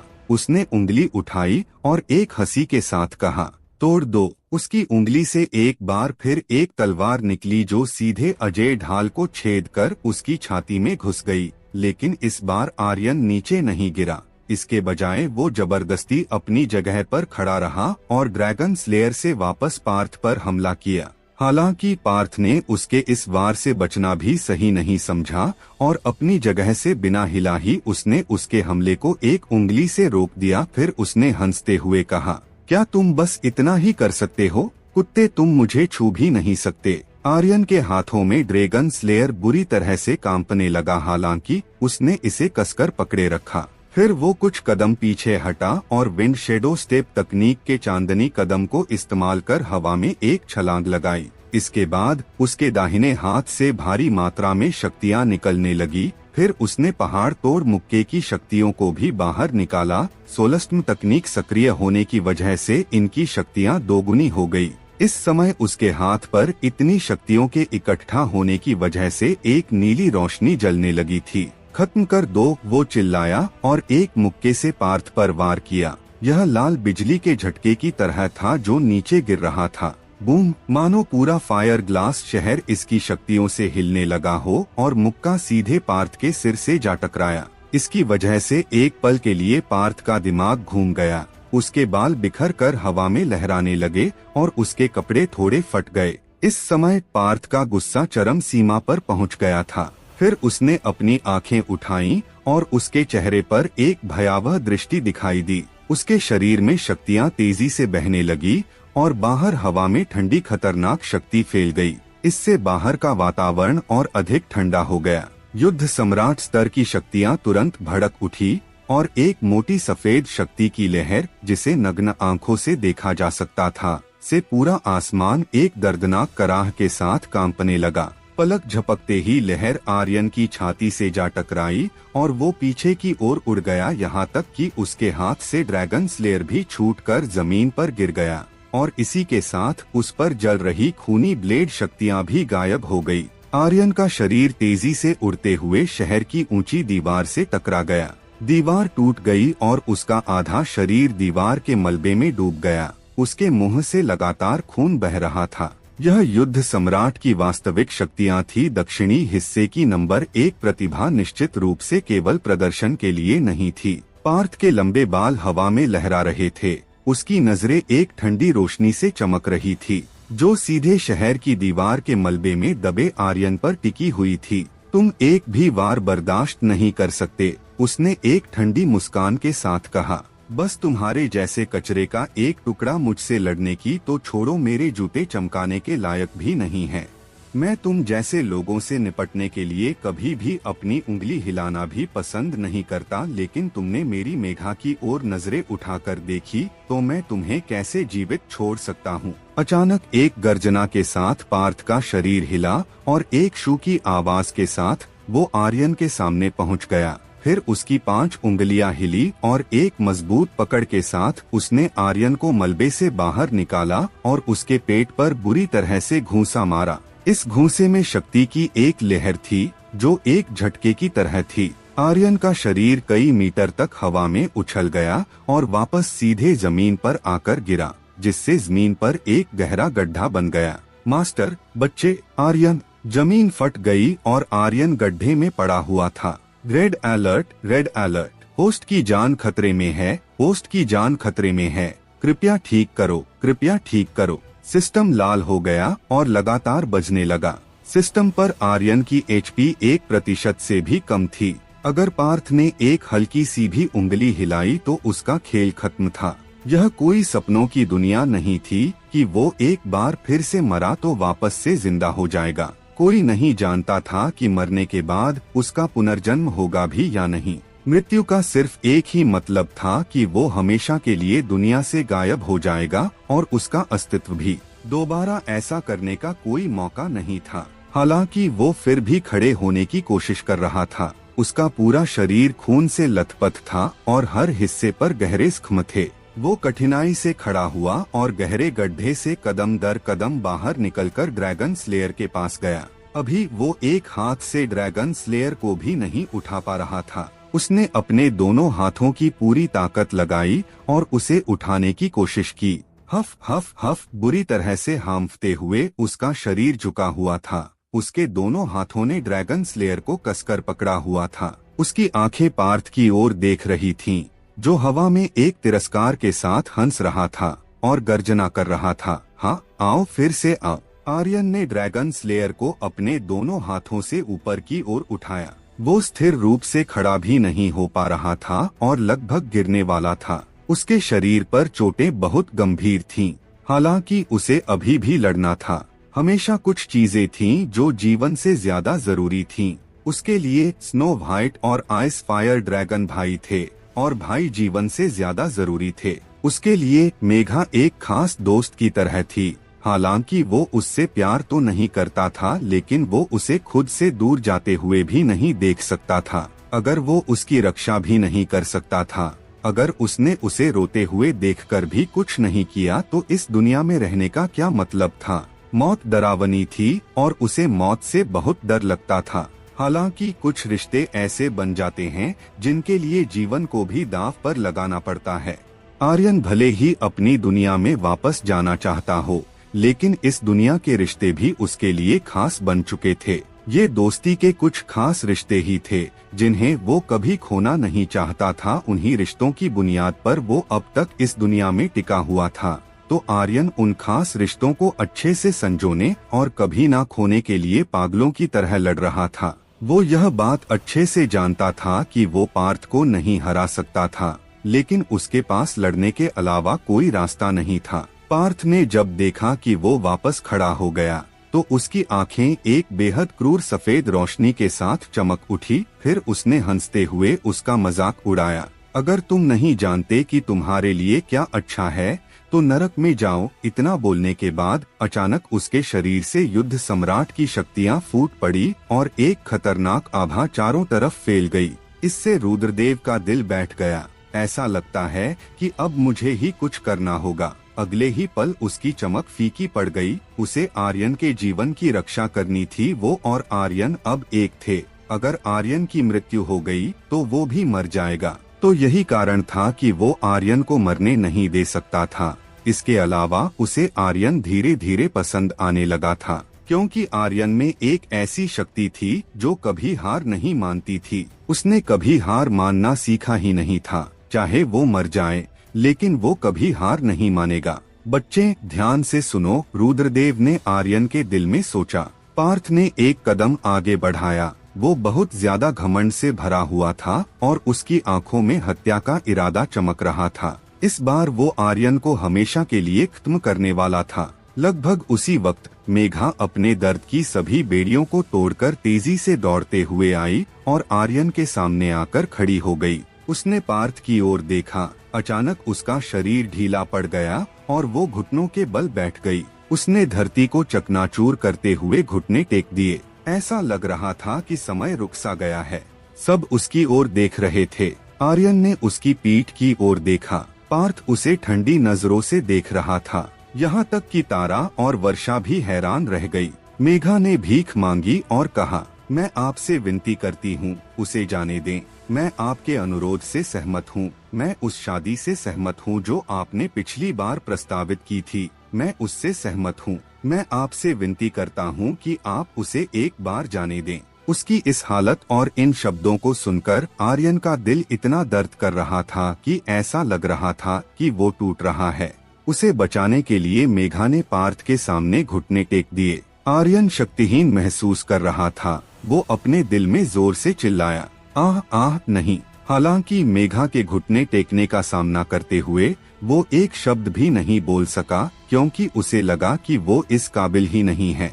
वो एक विकलांग की तरह था जो शरीर होने के बावजूद अपनी खास लड़की की रक्षा नहीं कर सका और उसको उसके सामने घुटने टेकने के लिए भी मजबूर होना पड़ा। इससे वो बहुत असहज महसूस कर रहा था। क्यों? मैं इतना शक्तिशाली क्यों नहीं हूँ? मैं इतना कमजोर क्यों हूँ? क्यों? आर्यन का दिल बुरी तरह से गर्जना कर रहा था। वो गुस्से में था। वो बेहद दर्द में था। यह भावना उसे मारने से भी अधिक असहनीय थी। रुद्रदेव ने अपनी शक्तियों को थोड़ा कम कर लिया और धीरे धीरे वापस ले लिया। एक पल पहले उसने इरादा कर लिया था कि वो आर्यन को बचा लेगा, लेकिन अब वो दिल से मेघा की प्रशंसा कर रहा था। यह उसके इतिहास में पहली बार था जब उसने किसी महिला की प्रशंसा की थी। उसी समय पार्थ ने अपने मन में सोचा, यह झटका उसके लिए ज्यादा बुरा भी नहीं है। दरअसल आर्यन की तुलना में पार्थ का दिल और भी अधिक असहज था। उसने आर्यन के खिलाफ जीत हासिल की थी। उसने आर्यन को मजबूती से कुचल दिया था, लेकिन वो फिर भी हार गया। मेघा ने वास्तव में आर्यन के लिए उसके सामने घुटने टेके थे। वो पूरी तरह से हार गया था। यह उसके लिए अतुलनीय रूप से असहज था। हालांकि सतह पर पार्थ ने अपने चेहरे पर एक मुस्कान दिखाते हुए कहा, मेघा, यह तुमने खुद कहा है। मेघा ने कहा, मैंने यह कहा, मैं सहमत हो गई। पार्थ, मैं आपसे विनती करती हूँ कि आप उसे एक बार छोड़ दें। मैं आपसे शादी करने को तैयार हूँ। ठीक है। पार्थ के दिल में गुस्सा बढ़ गया, लेकिन फिर भी वो मुस्कुराया और उसका चेहरा अतुलनीय गर्व से भर गया। युद्ध सम्राट की शक्तियाँ अचानक पीछे हट गई। वो मेघा के सामने चला गया और अपना हाथ बढ़ाया। मेघा का शरीर कांप रहा था। उसने पार्थ का हाथ पकड़ लिया और धीरे धीरे बिना पीछे मुड़े खड़ी हो गई। उसने पीछे मुड़कर देखने की हिम्मत नहीं की। वो आर्यन को देखने से भी डर रही थी। पार्थ ने गर्व से आर्यन की ओर देखा और कहा, आज तुम खुद को भाग्यशाली समझ सकते हो। हाँ हाँ हाँ, तुम जैसा कचरा वास्तव में मुझसे मेरी महिला को छीनने चला था। हाँ हाँ हाँ, कचरा। पार्थ बहुत ज्यादा खुश था। उसकी आंखें उपहास और तिरस्कार से भरी हुई थीं। आर्यन ने उसे देखा, लेकिन वो कुछ नहीं कर सकता था। वो बस इतना कर सकता था कि मेघा के हाथ को उसके हाथ में देख सकता था। इस तरह की भावना मरने से भी बदतर थी। वो बहुत मुश्किल से इसे सह पा रहा था। हाँ हाँ हाँ हाँ हाँ हाँ हाँ हाँ हाँ। पार्थ उन्मादी ढंग से हंसा। उसने मेघा का हाथ पकड़ लिया और धीरे धीरे शहर से बाहर चला गया। शुरू से अंत तक मेघा ने पीछे मुड़कर नहीं देखा। फायर ग्लास शहर के ऊपर आसमान में पार्थ की जंगली हंसी अभी भी गूंज रही थी। आर्यन वहाँ खड़ा था और देख रहा था। उसकी आंखें आग उगल रही थीं, उसका शरीर बिना रुके कांप रहा था। अब उसे खुद से नफरत हो गई थी, क्योंकि वो एक लड़की की रक्षा भी नहीं कर सका। धीरे धीरे मेघा और पार्थ की आकृतियां भारी बर्फ में गायब हो गईं। आर्यन का शरीर भी बर्फ की एक मोटी परत से ढका हुआ था। उसका चेहरा पीला पड़ गया था और उसकी आंखें मृत अवस्था में थीं। अचानक आर्यन ने अपने चेहरे पर घूंसा मारा और आसमान की ओर चिल्लाते हुए कहा, मैं बेकार हूँ। तारा ने दौड़कर आर्यन को गले लगा लिया। उसके आंसू लगातार बहते रहे। आर्यन, ऐसा मत करो, ऐसा मत करो, ऐसा मत करो। वाह वाह। वो अपनी आँखों से रो रही थी। उसने सब कुछ देखा था। आर्यन ने मेघा की रक्षा के लिए अपनी जान जोखिम में डाल दी थी, लेकिन पार्थ बहुत शक्तिशाली था। इस तरह की ताकत कुछ ऐसी थी जिसे आर्यन वर्तमान में हिलाने में असमर्थ था। आर्यन के दिल से खून बह रहा था और उसके भी। वर्षा भी भागते हुए आगे आई और कहा, आर्यन, ऐसा मत करो, तुम पहले ही अपनी पूरी कोशिश कर चुके हो। मेघा ने यह सब देखा है। उसने मुझसे पहले कहा था कि तुम उसके जीवन की सबसे भाग्यशाली चीज हो। आर्यन का शरीर कांप रहा था। अचानक वर्षा के दिमाग में कुछ आया और उसने तुरंत कहा, आर्यन, क्या तुम मेघा को वापस पाना चाहते हो? तारा हैरान रह गई और कुछ दोष के साथ कहा, बड़ी बहन, आर्यन पहले से ही इस हद तक घायल है और आप अभी भी चाहती हैं कि वो पार्थ के साथ लड़े। वर्षा ने आर्यन को भारी नजरों से देखा और उससे कहा, आर्यन, तुम्हें क्या हो गया है? तुम कब से एक लड़की की तरह रोने लगे? जब तुमने आदमखोर किंग कॉन्ग एप का सामना किया तो तुमने तब भी हार नहीं मानी थी। जब तुमने सर्वजीत सिंह का सामना किया तो तुमने तब भी हार नहीं मानी थी। जब तुमने शाही परिवार का सामना किया तो तब भी तुमने हार नहीं मानी थी। तुम आर्यन हो जो एक ड्रैगन की सवारी करता है, लेकिन अब तुम्हें क्या हो गया है? वो आर्यन कहाँ है? क्या तुम इस छोटे से झटके को भी बर्दाश्त नहीं कर सकते? मैं तुमसे फिर से पूछती हूँ, क्या तुम मेघा को वापस छीनना चाहते हो? वर्षा ने एक एक शब्द सीधे उसकी आंखों में देखते हुए कहा, तुम्हें बस जवाब देने की जरूरत है कि तुम चाहते हो या नहीं। आर्यन की नजरें भयावह हो गईं और वो लगभग जोर से चिल्लाया, हाँ हाँ, वो चाहता था। अगर उसके पास ताकत होती तो वो अभी बाहर निकलने का रास्ता बंद कर देता। अगर उसे फिर से अपनी जान जोखिम में डालनी पड़ी तो भी वो ऐसा ही करेगा। वर्षा की नजर काली हो गई और उसने कहा, तो फिर ध्यान से सुनो, मेघा और वर्षा की शादी उसी समय तय हो गई थी जब वो पैदा हुए थे। हालांकि मेघा कभी भी सहमति नहीं दी और हमेशा इसका विरोध किया है। इस बार फायर ग्लास शहर में आने का कारण यह भी है कि वो पार्थ से बचना चाहती थी ताकि वो कुछ समय के लिए उससे दूर रह सके, लेकिन अब उसने सहमति दे दी है, जिसका मतलब है कि उनकी शादी 3 साल में हो जाएगी। अब से 3 साल बाद नए साल का पहला दिन उनकी शादी का दिन होगा। क्या तुम्हें मेरी बात अच्छे से सुनाई दे रही है? 3 साल, तुम्हारे पास बस 3 साल का समय है। अगर तुम 3 साल के भीतर मेघा को नहीं बचा सके तो न केवल वो बल्कि मैं भी जीवन भर तुमसे नफरत करूंगी। वर्षा की अभिव्यक्ति अतुलनीय रूप से दबंग थी और उसने कहा, मैं मेघा को ऐसे व्यक्ति से शादी करते हुए नहीं देखना चाहती जिसे वो पसंद नहीं करती है। आर्यन, जिस आदमी को वो पसंद करती है वो तुम हो। जिस वक्त से तुमने हमें गुफा में बचाया उसी वक्त से मेघा को तुमसे प्यार हो गया। आर्यन, 3 साल में तुम्हें पार्थ से अधिक शक्तिशाली बनना होगा, तुम्हें बनना ही होगा। इतना बोलने के बाद वर्षा ने तारा को खींचा और कहा, चलो। वर्षा ने तारा का हाथ कसकर पकड़ लिया और बड़े कदमों के साथ फायर ग्लास शहर से बाहर निकल गई और उसने भी पीछे मुड़कर नहीं देखा, क्योंकि इस समय उसका चेहरा भी आंसुओं से लथपथ था। रास्ते में तारा ने पूछा, वर्षा बहन, आपको कैसे पता चला कि मेघा बहन की शादी 3 साल में होगी? मैंने इसके बारे में क्यों नहीं सुना? वर्षा ने जोर से सांस ली और कहे, मैंने उससे झूठ बोला। दरअसल उसने आर्यन को उत्तेजित करने और उसे फिर से हिम्मत देने के लिए इस तरीके के बारे में अपने मन में एक बूढ़ी आवाज सुनी थी। वो आवाज रुद्रदेव की थी। हालांकि वर्षा को नहीं पता था कि वो कहां से आई, पर उस समय उसने बिल्कुल भी कुछ नहीं सोचा और तुरंत रुद्रदेव के निर्देशों का पालन किया। लेकिन उसने तारा को इस बारे में नहीं बताया। तारा हैरान रह गई। वर्षा बहन, क्या तुमने आर्यन से झूठ बोला था? फिर 3 साल बाद क्या होगा जब आर्यन स्वर्ग संप्रदाय में आएगा? अगर उसने देखा कि मेघा की शादी पहले ही पार्थ से हो चुकी है तो वो दुख के कारण ही मर जाएगा। तारा वास्तव में आर्यन के दिल टूटने वाले रूप को फिर से नहीं देखना चाहती थी। इस तरह की भावना बहुत असहनीय थी। वर्षा ने तारा को वापस खींच लिया और कहा, अगर तुम उसे अभी यह बता दोगी तो यह उसे मौत की सजा देने और उसे अपंग करने के बराबर होगा। अब हमें मेघा की मदद से किसी भी तरह इस शादी को 3 साल तक टालने की जरूरत है। 3 साल? आर्यन, तुम्हारे पास केवल 3 साल हैं। तुम्हें मजबूत बनना होगा। भारी बर्फ के बीच में वर्षा ने दूर फायर ग्लास शहर को देखने के लिए अपना सिर घुमाया और कहा, आर्यन, हम स्वर्ग संप्रदाय में तुम्हारा इंतजार करेंगे। तुम्हें आना ही होगा। सिंह परिवार आर्यन का आंगन। कई हकीम अंदर बाहर आ रहे थे। वज्रनाथ सिंह और नंदीश आंगन में खड़े थे और आगे पीछे बेचैनी में चल रहे थे।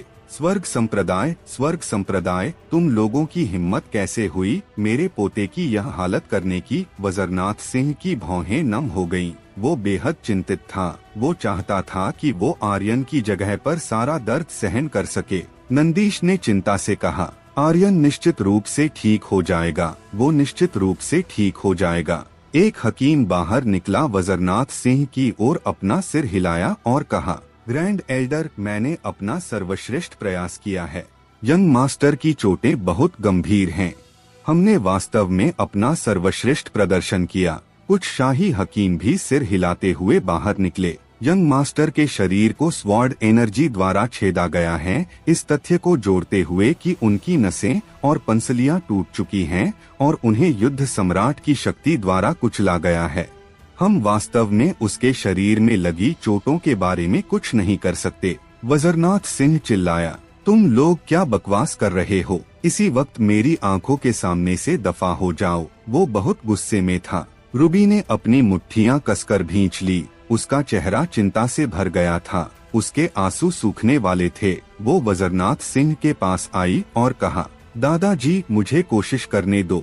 वज्रनाथ सिंह की अनुमति का इंतजार किए बिना वो तुरंत आर्यन के कमरे में गई। वाणी भी उसके पीछे गई। बिस्तर पर लेटे आर्यन को देखते हुए, जिसका पूरा शरीर खून से लथपथ था, चेहरा चादर की तरह पीला पड़ गया था। वो किसी ऐसे व्यक्ति की तरह लग रहा था जो कुछ सालों पहले मर चुका हो। यंग मास्टर, रूबी खुद को रोक नहीं सकी और फूट फूट कर रो पड़ी। आर्यन भाई, वाणी भी खुद को नहीं संभाल सकी। रूबी बिस्तर के किनारे चली गई। वो लापरवाह नहीं हो सकती थी। उसने सीधे अपनी हथेली काट ली और अपना खून आर्यन के मुंह में गिरा दिया। वाणी हैरान रह गई। रूबी बहन, रूबी ने बड़बड़ाया, मैं बचपन से कभी बीमार नहीं पड़ी। चाहे मेरी चोटें कितनी भी भारी क्यों ना हो, वो मेरे शरीर पर एक भी निशान छोड़े बिना हमेशा अपने आप ठीक हो जाती थी। मुझे यह पहले नहीं पता था, लेकिन जब मैं फीनिक्स ब्लडलाइन के साथ जुड़ी जो यंग मास्टर ने मुझे दी थी, तो मुझे पता चला कि मेरे शरीर में एक शक्ति है।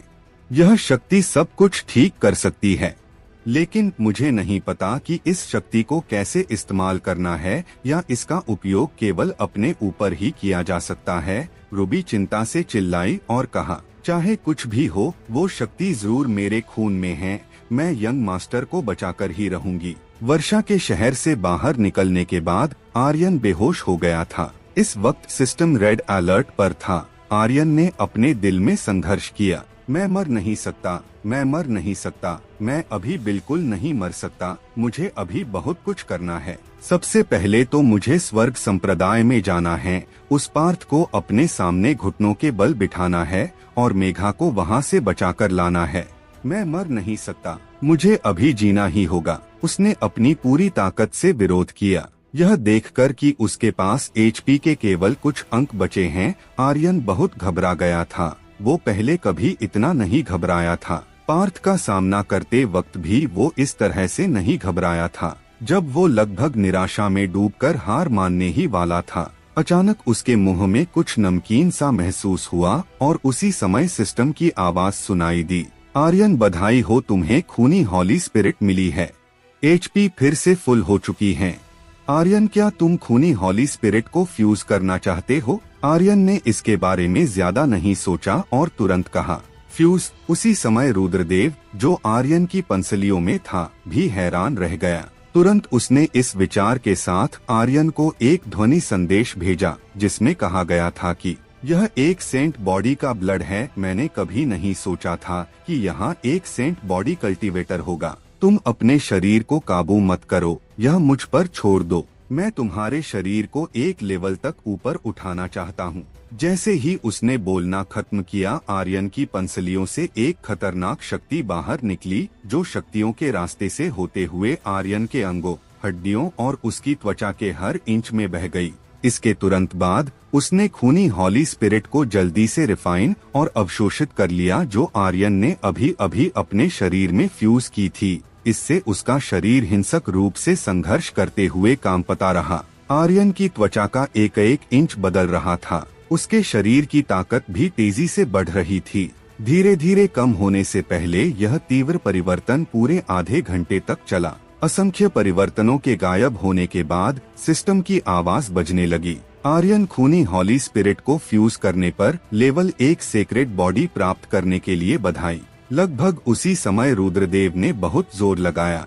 अभी अभी उसने अपनी पूरी अंदरूनी शक्तियों को जारी कर दिया था। इससे उसकी हालत बहुत ज्यादा खस्ता हो गई और उसने कमजोर आवाज में कहा, बच्चे, हूँ, हम कामयाब रहे। अब तुम्हारे पास निचले स्तर की एक सेक्रेट बॉडी है। तुम्हारे शरीर की रक्षा शक्तियाँ बहुत ज्यादा मजबूत हो चुकी हैं। अब तुम्हें केवल अपनी सेक्रेट बॉडी को धीरे धीरे कल्टीवेट करने की जरूरत है। चलो, अब मैं इसे और बर्दाश्त नहीं कर सकता। मुझे आराम करना है। जल्दी करो और जागो, नहीं तो उस लड़की का खून सूख जाएगा। उसका हॉली ब्लड बहुत शुद्ध है और अब यह फीनिक्स ब्लड लाइन के साथ मिल गया है। इस लड़की की भविष्य की उपलब्धियां शायद स्वर्ग को चुनौती देने वाली होंगी।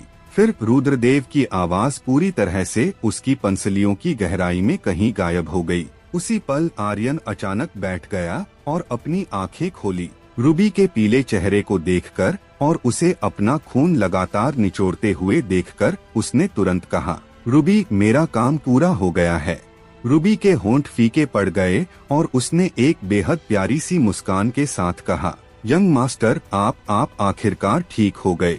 मुझे पता था कि तुम ठीक हो जाओगे। इसके बाद वो बेहोश हो गई। आर्यन ने तुरंत चिल्लाते हुए कहा, जल्दी से खून भरने वाली कुछ गोलियां लाओ।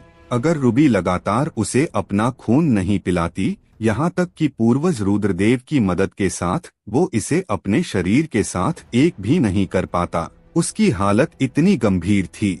लेवल 1 की सेक्रेट बॉडी को फ्यूज करना और भी असंभव था। आधे घंटे बाद रूबी भी जाग गई। उसके होश में आते ही आर्यन ने उसे देखा और कहा, तुम सच में पागल हो। रूबी मुस्कुराई। वो अभी भी उस शरारती और प्यारी सी छोटी नौकरानी की तरह थी और कहा, यंग मास्टर, मैं पागल बनने को तैयार हूँ। ही फिर वो तीनों बाहर आ गए। वजरनाथ सिंह ने उनका स्वागत किया। आर्यन ने लोगों से भरे आंगन को देखा तो उसने हल्के से मुस्कुराते हुए कहा, मेरी वजह से आप सभी लोगों को परेशानी हुई। मैं आप लोगों का बहुत आभारी हूँ। चिंता मत करो, मैं ठीक हूँ। नववर्ष की पूर्व संध्या, आतिशबाजी से आसमान भर गया और खुशियाँ चारों तरफ बिखरी हुई थी। सिंह राजवंश की स्थापना के बाद से यह पहला नया साल था और पूरा साम्राज्य जयकारों से भरा हुआ था। रूबी, तुम्हें अपना ख्याल रखना होगा और अधिक शक्तिशाली बनना होगा। वाणी, तुम्हें भी अपना ख्याल रखना होगा और हमेशा मजबूत बनने की कोशिश करना। हाँ, लेकिन शरारत मत करना। और तुम छाया, तुम हमेशा अंधेरे में रही हो। तुम्हें भी और अधिक शक्तिशाली बनना है। मैं जा रहा हूँ। मैं 3 साल में वापस आ जाऊंगा। फिर मैं उस लड़की को वापस लेने जाऊंगा जो मेरी है। तुम सभी अपना अच्छे से ख्याल रखना। आर्यन अपने पीछे एक पत्र और आइस फायर ड्रैगन के खून से भरा एक घड़ा छोड़ गया, जिसे रूंस से सील कर दिया गया था। इतना ड्रैगन ब्लड सिंह परिवार के शिष्यों के लिए काफी था। वो वहाँ से जाना चाहता था। उसे जाना ही पड़ा, क्योंकि उसकी कल्टीवेशन दूसरों से अलग थी। उसे शक्तियां बढ़ाने के लिए डिमस को मारने की जरूरत थी। अगले 3 वर्षों में वो निश्चित रूप से खुद को मजबूत बनाने की पूरी कोशिश करेगा। वो पार्थ को कुचलना चाहता था और वो चाहता था कि मेघा फिर कभी न रोए। आर्यन ने उनको अलविदा कहने की हिम्मत नहीं की, क्योंकि उसे डर था कि वो उनसे अलग नहीं हो पाएगा। पहाड़ के पीछे आर्यन ने आइस फायर को थपथपाया और कहा, चलो, हमारा लक्ष्य फायर ग्लास पर्वत श्रृंखला है। आइस फायर अपने पंखों की एक फड़फड़ाहट के साथ आकाश में उड़ गया और तुरंत बादलों में गायब हो गया। आइस फायर की पीठ पर खड़े होकर और पूरे फायर ग्लास शहर को नीचे देखते हुए आर्यन ने गुप्त रूप से अपने दिल में कसम खाई और कहा, मेरा इंतजार करना, मैं जरूर वापस आऊंगा। इसी के साथ आइस फायर ड्रैगन ने फायर ग्लास पर्वत श्रृंखला की ओर उड़ान भरी। मार डालो, उनमें से किसी को भी जिंदा मत छोड़ो। फायर ग्लास पर्वत श्रृंखला की गहराई में आर्यन जोर से चिल्लाया। आइस फायर और स्नो व्हाइट आसपास के सभी डिमंस को कुचलते हुए चल रहे थे। आर्यन ने एक हाथ से ड्रैगन स्लेयर को पकड़ रखा था और उसका शरीर लगातार बदल रहा था। ड्रैगन सालियर तकनीक ड्रैगन कट। एक ही झटके में डीमन बीस्ट के एक समूह को मार दिया गया। टोडिंग स्किल स्वर्गीय 9 तलवारें, पहाड़ तोड़ मुक्का। स्प्लिटिंग पल्स तकनीक।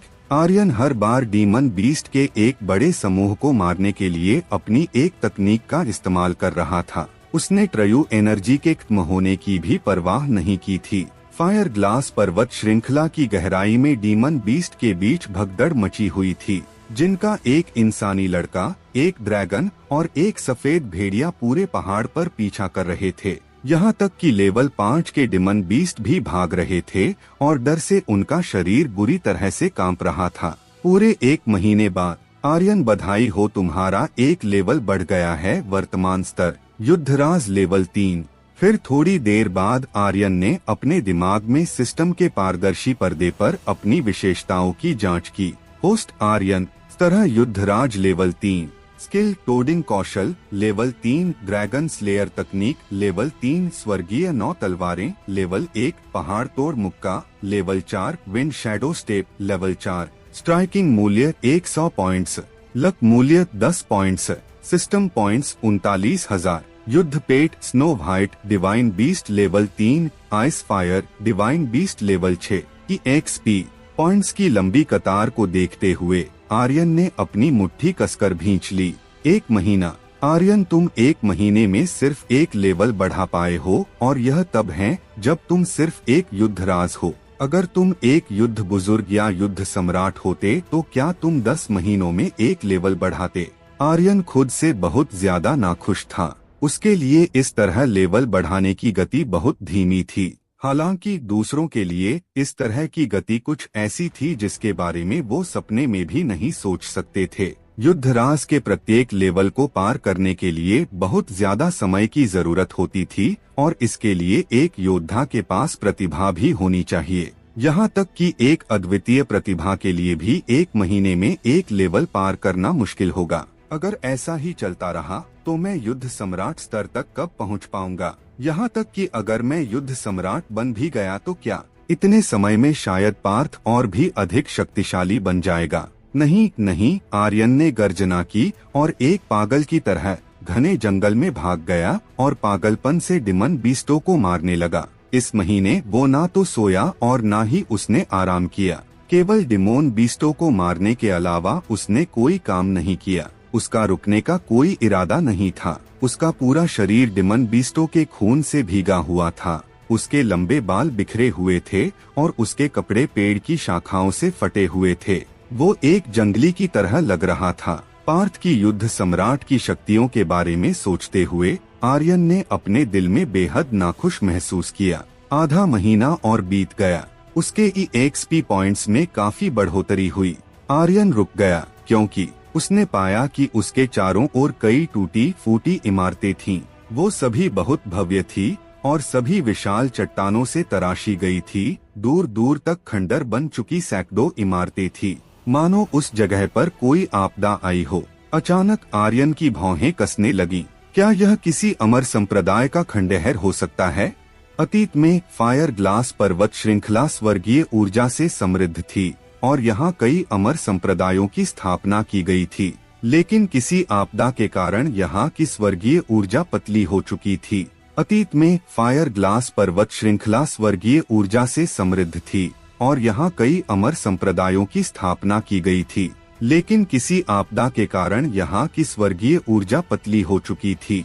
तरंग महाद्वीप के इस दक्षिणी हिस्से में कुछ घटनाओं के कारण धीरे धीरे स्वर्गीय ऊर्जा कम होती जा रही थी। तरंग महाद्वीप के 5 महान क्षेत्रों में से दक्षिणी तरंग सबसे कमजोर था। स्वर्गीय ऊर्जा के लगातार कम होने की वजह से बहुत से अमर संप्रदायों के बीच अराजक युद्ध भी हुए। अंत में कई अमर संप्रदाय नष्ट हो गए और कई अमर संप्रदायों ने अन्य क्षेत्रों में प्रवेश करने के लिए दक्षिणी तरंग छोड़ दिया। फायर ग्लास पर्वत श्रृंखला का अस्तित्व असीम था। यह फायर ग्लास शहर के अलावा दर्जनों अन्य साम्राज्यों और कुछ संप्रदायों से भी जुड़ा हुआ था। पर्वत श्रृंखला में परीक्षणों के अलावा अनगिनत साहसिक दल भी थे जो अमर संप्रदाय के खंडहरों की खोज के लिए पहाड़ में प्रवेश करते थे। यह बताने की जरूरत नहीं है कि इन अमर संप्रदायों में कभी अनगिनत शक्तिशाली अस्तित्व हुआ करते थे और यही कारण था कि बहुत से योद्धा इनको खोजने फायर ग्लास पर्वत श्रृंखला में प्रवेश करते थे, इस उम्मीद में कि शायद उन्हें कोई खजाना मिल जाए। अगर उन्हें इन गुप्त खजानों में से सिर्फ 1-2 भी मिल जाए तो यह उनके शेष जीवन के लिए काफी होते। आर्यन ने चारों ओर देखा और थोड़ा हैरान होते हुए खुद से कहा, इतने बड़े अमर संप्रदाय के खंडहर, मुझे डर है कि ये कभी फायर ग्लास पर्वत श्रृंखला का अधिपति था। वैसे मुझे नहीं लगता कि अभी तक किसी ने इसकी खोज की है, लेकिन आर्यन को अमर संप्रदाय के खंडहरों में कोई दिलचस्पी नहीं थी। वो सिर्फ डिमन बीस्ट को मारना चाहता था और किसी और चीज के बारे में उसे ज्यादा परवाह नहीं थी। हालांकि जैसे ही वो जाने वाला था, धरती फटने की आवाज ने पूरी घाटी को हिला दिया। आर्यन से कुछ ही दूर समतल जमीन के एक टुकड़े पर एक बड़ा गड्ढा दिखाई दिया और एक मोटा आदमी गड्ढे से बाहर निकला। उसका चेहरा कीचड़ से ढका हुआ था और वो बहुत घबराया हुआ लग रहा था। हे भगवान, आपने मुझे लगभग अपने पास बुला ही लिया था, वो बुरी तरह से बड़बड़ाया। तुरंत वो गड्ढे से बाहर निकला और वहाँ से पागलों की तरह भागने लगा। उसी समय विशाल गड्ढे से एक गड़गड़ाहट की आवाज आई और एक मोटी दुष्ट आभा लगातार उभर रही थी। पैरों की आवाज भारी भरकम थी, जैसे कि कोई सेना जमीन पर दौड़ रही हो। तभी एक तेज धमाके की आवाज के साथ एक डिमन बीस्ट, जिसका शरीर जंजीरों से ढका हुआ था, पूरे शरीर पर स्टील की सुइयों की तरह बाल थे और उसका रूप एक बेहद क्रूर भेड़िए की तरह था, लेकिन भेड़िया नहीं था। स्नो व्हाइट, क्या ये तुम्हारी बिरादरी का है? आर्यन ने इस तरह का भेड़िया पहले कभी नहीं देखा था। स्नो व्हाइट ने कहा, मास्टर, यह एक तरह का भेड़िया है जो कब्रों की रखवाली करने में माहिर है। यह मेरे जैसा नहीं है, आप इसे बिना किसी चिंता के मार सकते हैं। हालांकि यह बहुत खतरनाक है, आप ध्यान से इसके साथ पंगा लेना। खतरनाक? आर्यन मुस्कुराने लगा और अपने मन में सोचा, जितना अधिक खतरनाक होगा मुझे उतना ही अधिक पसंद है। जितना अधिक खतरनाक होगा एक्सपी पॉइंट्स उतने ही अधिक होंगे। वो मोटा इंसान भागते हुए चिल्लाया, कमीने, तुम अभी भी मेरा पीछा कर रहे हो? आखिर मैंने कौन सा तुम्हारा कर्जा नहीं चुकाया है जो तुम मेरा अभी भी पीछा नहीं छोड़ रहे हो? मुझे नाराज मत करो, वरना तुम्हें इसकी भारी कीमत चुकानी पड़ेगी। उसने कहा कि उसे भारी कीमत चुकानी पड़ेगी, लेकिन उसके पैर अभी भी बिना रुके तेजी से भाग रहे थे और वो चाहता था कि काश उसके पास पंख होते और वो उड़कर भाग पाता। अचानक भेड़िया का शरीर हिल गया और गर्जना करने लगा। उसके शरीर पर बंधी जंजीरों ने एक झंझनाहट की आवाज की और तेजी से उस मोटे की ओर बढ़ने लगी। मोटा दंग रह गया। मैं तुम्हारी दादी का पैर पोंछ दूंगा। मैं कसम खाता हूँ कि जब तक मैं जीवित रहूंगा मैं निश्चित रूप से वजन कम करूंगा। मैं स्वर्ग की कसम खाता हूँ कि मैं वास्तव में अपना वजन कम करूंगा। अगर आज वो किसी भी तरह बच जाता है तो उसका सबसे पहला लक्ष्य अपना वजन कम करना होगा, ताकि वो इस तरह की स्थिति में फंसने के बाद तेजी से भाग सकें। हालांकि जिस समय जंजीरें उस मोटे को पकड़ने वाली थी, उसी वक्त आर्यन ने अपनी शक्तियों को जारी किया और ड्रैगन स्लेयर को बाहर निकाला। सबसे पहले उसने विंड शेडो स्टेप तकनीक का इस्तेमाल कर टेलीपोर्ट का उपयोग किया और फिर ड्रैगन स्लेयर तकनीक के 7 कटों के साथ 280 कट उस भेड़िए के शरीर पर मारे। यह सब 1 सेकेंड के 10वें हिस्से से भी कम समय में हुआ। वो भेड़िया कुछ प्रतिक्रिया नहीं दे सका और पल भर में मारा गया। आर्यन, तुम्हें एक भेड़िए को मारने पर 10,000 एक्सपी पॉइंट्स, 800 ट्रयू एनर्जी पॉइंट्स और 1 स्ट्राइकिंग मूल्य मिला है। आर्यन, बधाई हो, तुम्हें 1 सॉल बंद चेन मिली है। 10,000 एक्सपी पॉइंट्स। आर्यन की आंखें कांप उठीं क्योंकि यह इस महीने में उसे मिले सबसे ज्यादा एक्सपी पॉइंट्स थे। इतने पॉइंट्स को देखते हुए उसकी आंखें चमक रही थी। फिर उसने अपने मन में सोचा, आखिर यह सॉल बंद चेन क्या चीज है। यह सोचते हुए उसने अपने दिमाग में सिस्टम के पारदर्शी पर्दे पर उसकी जांच की। वस्तुतः सॉल बंद चेन विवरण स्पिरिचुअल हथियार बनाने में काम आती है। विवरण 2 स्पिरिचुअल हथियार में सॉल को काबू करने वाली शक्ति का एक निशान रखती हैं। आर्यन ने सोचा, इसमें वास्तव में सॉल को काबू करने वाली शक्ति है। शायद यह भी कोई स्पिरिचुअल हथियार बनाने में मदद करने वाली चीज है। रुद्रदेव ने उदासीनता से कहा, यह एक साधारण वस्तु है, लेकिन इस वस्तु को बनाना बहुत मुश्किल है और इसे काबू करने के लिए बहुत ज्यादा अंदरूनी शक्तियों की जरूरत होती है। आर्यन उसकी बात सुनकर हैरान रह गया। बूढ़े रुद्रदेव ने कहा कि यह एक साधारण वस्तु थी जो निश्चित रूप से उसकी नजरों में एक अच्छी वस्तु थी। उसके साथ कुछ समय तक रहने के बाद आर्यन ने महसूस किया कि उसके शरीर में रहने वाला बूढ़ा आदमी सरल नहीं था। उसी समय एक मोटी आकृति आगे बढ़ी और आर्यन के पास आते हुए बोली, तुम बहुत सुंदर हो, मैं तुमसे शादी करना चाहता हूँ। उसके पास आने का इंतजार किए बिना आर्यन ने एक पैर उठाया और उसे एक जोरदार लात मारी। बूम! वो मोटा जमीन पर तेज धड़ाम की आवाज के साथ जाकर गिरा। हालांकि वो तुरंत उठ गया और अभी भी अपने चेहरे पर एक मुस्कान के साथ कहा, दोस्त, इससे कोई फर्क नहीं पड़ता कि तुम एक जंगली हो, एक महिला हो या एक पुरुष हो, मैं अब से तुम पर भरोसा करने जा रहा हूँ।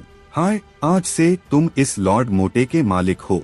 तुम जो कहोगे मैं उसे सुनूंगा। अगर तुम वेश्यावृत्ति करते हो तो मैं तुम्हारे लिए पहरा दूंगा। अगर आप युवा लड़कियों के साथ बिस्तर पर सोना चाहते हैं तो मैं आपके लिए उनका इंतजाम करूंगा। वो जैसे जैसे आगे बोलता गया उतना ही वो अजीबो गरीब हास्यास्पद बातें कर रहा था। अंत में उसकी बातों से परेशान होकर आर्यन ने सीधे कहा, अगर मैं गंदगी करता हूँ तो क्या तुम उसे पोंछने में मेरी मदद करोगे? गंदगी? ओह, यह सुनने में गंदा लगता है और मेरे लिए थोड़ा शर्मिंदगी भरा काम है। हालांकि मुझे इस तरह के काम करने का कोई शौक नहीं है, लेकिन अगर मैं कर सकता हूँ तो मैं कर दूंगा, मोटे ने गलत नजर से कहा। मैं आर्यन अवाक था। मोटा जल्दी से दौड़कर उसके पास आया। मास्टर, इस नाजीज को मोटू राम कहते हैं। आप मुझे मोटू भैंसा या मोटा तंदूर भी कह सकते हैं। आप मुझे कुछ भी कहकर पुकार सकते हैं। क्या मैं आपको सोचकर कुछ और नाम बताऊं? नहीं नहीं, आप ही कुछ सोचिए। उसकी बकबक का कोई अंत नहीं था। मोटू राम, क्या तुम रुक सकते हो? आर्यन ने सीधे उसे अपना अहंकारी गुस्सैल रूप दिखाया। अगर वो उसकी बकबक सुनना जारी रखता तो उसके कानों दर्द होने लगता, या हो सकता है कि उसके कान के पर्दे खराब हो जाते। मोटू राम रुक गया और मासूम चेहरे के साथ मुस्कुराते हुए बोला, ठीक है मलिक। आर्यन को झुंझलाहट होने लगी। मैं तुम्हारा मालिक नहीं हूँ, मुझे बेतरतीब ढंग से मत पुकारो। मोटू राम ने तुरंत गलत नजर डाली और तुरंत आर्यन की जांघ को गले लगाते हुए कहा, मलिक, क्या आप मुझे नहीं चाहते? कृपया मुझ पर दया करें और मुझे भी साथ ले चलें। मैं खा सकता हूँ। नहीं, मेरी विशेषता है खाना नहीं। मैं बिस्तर को गर्म कर सकता हूँ। बस मेरे शरीर को देखें और आपको पता चल जाएगा कि मैं बिस्तर गर्म करने में माहिर हूँ। मेरी वजह से बिस्तर तुरंत गर्म हो जाता है। आपको निश्चित रूप से मेरी जरूरत होगी। मालिक, मुझे कृपया स्वीकार करें। उसके चेहरे पर एक दयनीय भाव था। आर्यन उसकी बातों को सुनकर अवाक था। उसे मोटू राम एक आदमी कम बल्कि एक महिला की तरह ज्यादा लग रहा था। आर्यन अपने पैर दूर खींचता रहा, लेकिन मोटू राम ने जाने नहीं दिया। माटू राम ने अभी अपनी आंखों से साफ साफ देखा था कि आर्यन ने उस बर्बर भेड़िए को बस एक ही चाल में मार डाला था। आर्यन की खतरनाक शक्तियों को देखते हुए उसे वो एक छिपे हुए महान योद्धा की तरह लग रहा था। फिर वो ऐसे महान योद्धा को कैसे छोड़ सकता था? आर्यन के पास कोई दूसरा रास्ता नहीं था और उसने मजबूरी में कहा, पहले मुझे छोड़ो। मोटू राम ने कहा, क्या आप मुझे स्वीकार करने जा रहे हैं? जाने दो, अगर आप मुझे स्वीकार करने का वादा करोगे तो ही मैं आपको छोड़ूंगा। ठीक है, मैं तुम्हें स्वीकार करता हूँ। वादा करो। मोटू ने तुरंत अपनी सबसे छोटी उंगली को आर्यन की छोटी उंगली में फंसाया और कहा, यह वादे का ताला है। अगर आपने इसे 100 साल तक खोलने और तोड़ने की कोशिश की तो आप एक कुत्ता बन जाएंगे। यही नियम मेरे लिए भी हैं।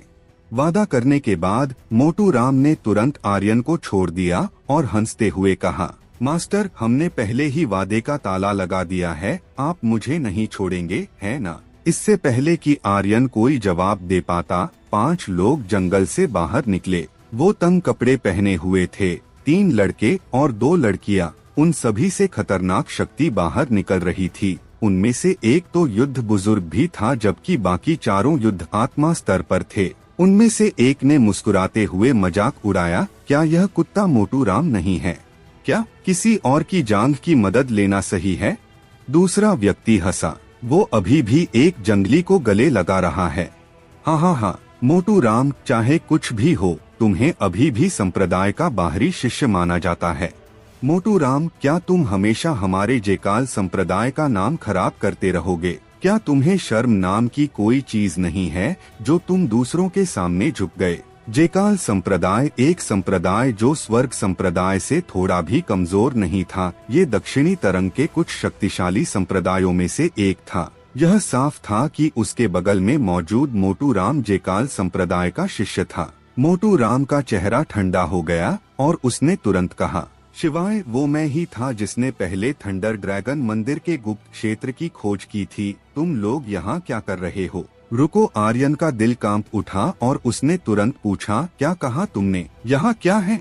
मोटू राम ने जवाब दिया, यह कभी थंडर ड्रैगन अमर संप्रदाय थंडर ड्रैगन मंदिर था।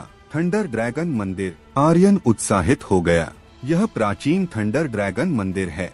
मुझे यह पूरे 1 महीने से नहीं मिला है। मुझे उम्मीद नहीं थी कि यह यहाँ होगा। आर्यन ने फायर ग्लास पर्वत श्रृंखला को अपने पॉइंट्स बढ़ाने के लिए चुनने का कारण थंडर ड्रैगन मंदिर का गुप्त खजाना था। उसके हाथों में 2 थंडर ड्रैगन मंदिर गुप्त क्षेत्र के नक्शे थे, लेकिन वो पूरी तरह से बेकार थे। उसे नक्शों की मदद से कुछ नहीं मिला था। कई बार तो उसने उन्हें फेंकने के बारे में भी सोचा था, यह महसूस करते हुए कि उसे धोखा दिया गया है। और यहाँ तक कि उसने यह भी सोच लिया था कि शायद थंडर ड्रैगन मंदिर जैसी कोई चीज है ही नहीं। हालांकि अब उसने इसका पता लगा लिया था। अपने दिमाग में थंडर ड्रैगन मंदिर के खजाने के नक्शे की छवि को देखते हुए उसने सोचा, इन दोनों नक्शों में से कोई भी इस जगह से मेल नहीं खा रहा। फिर ऐसा क्यों है? या ये हो सकता है कि ये 2 खजाने के नक्शे दूसरे थंडर ड्रैगन मंदिर के हैं।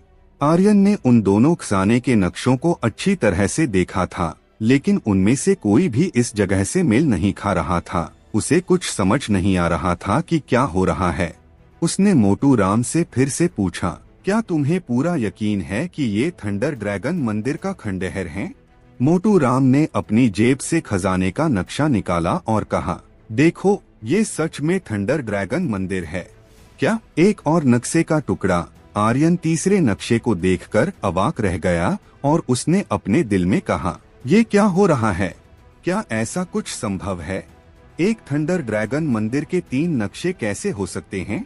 उसी समय शिवाय ने हंसते हुए कहा, मोटू राम, तुम्हारे अंदर वास्तव में हिम्मत है। कुत्ते, तेरी हिम्मत कैसे हुई मेरा नाम लेने की? तुम्हें क्या लगता है कि तुम कौन हो? वो गुस्से में चिल्लाया। शिवाय, उसके साथ बात करके वक्त बर्बाद मत करो, उसे मार डालो। हाँ, ये सही रहेगा। वैसे भी हम अभी जेकाल संप्रदाय में नहीं है, किसी को कुछ पता नहीं चलेगा कि हमने उसे मार डाला। जेकाल संप्रदाय के नियम सख्त थे। एक साथी शिष्य की हत्या करना एक गंभीर अपराध था। लेकिन अगर जंगल में किसी की मृत्यु हो जाती है तो कोई भी इस पर ध्यान नहीं देगा और यहाँ तक कि जेकाल संप्रदाय जांच करने के लिए भी किसी को नहीं भेजेगा। सिवाय ने मुस्कुराते हुए कहा, मोटू राम, क्या अब तुम्हें समझ आ गया कि तुम्हारे साथ क्या हो सकता है?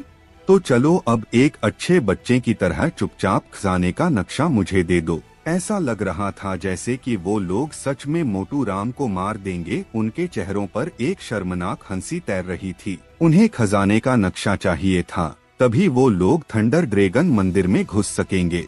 मोटू राम हंसने लगा। शिवाय, मुझे पता है कि तुम्हारे पास भी नक्शे का एक हिस्सा है, लेकिन दूसरा हिस्सा मेरे पास है। तुम उसके बिना थंडर ड्रैगन मंदिर में नहीं घुस सकते। अगर तुम लोग मुझे मारना चाहते हो तो मार सकते हो। मोटू राम एक मरे हुए सुअर की तरह लग रहा था, जिसे उबलते पानी से कोई डर नहीं था। उसने तुरंत नक्शे के उस हिस्से को अपनी हथेली में रखा और हथेली में आग की लपटें जलाई। खजाने का नक्शा आग की लपटों में घिर गया। ये देखकर शिवाय को चिंता होने लगी। उसकी आंखों में एक भयंकर चमक थी। मोटू, तुम क्या कर रहे हो? जैसा कि मोटू राम ने कहा था, उनके पास भी खजाने के नक्शे का एक हिस्सा था, लेकिन उनके पास केवल एक ही था, जो थंडर ड्रैगन मंदिर गुप्त क्षेत्र की पहली मंजिल का संरचना मानचित्र था। ज्यादा से ज्यादा वो केवल दूसरी मंजिल तक जा सकते थे। इसके अलावा खजाने के नक्शे के बिना वापस आना असंभव था। मोटू राम जोर से हंसा और कहा, खजाने के इस नक्शे को मैंने पूरी तरह से अपने दिमाग में बिठा लिया है। तो तुम मुझे मारना चाहते हो तो आगे बढ़ो और मुझे मार डालो। आओ आओ। उसके इस घमंडी रवैये को देखकर शिवाय को गुस्सा आ गया। गुस्से में दांत पीसने की वजह से उसका चेहरा हरा हो गया था। मोटू राम ने फिर से हंसते हुए कहा, शिवाय, क्या तुम मुझे मारना नहीं चाहते थे? चलो, तुम लोग मुझे मारना चाहते हो, है ना?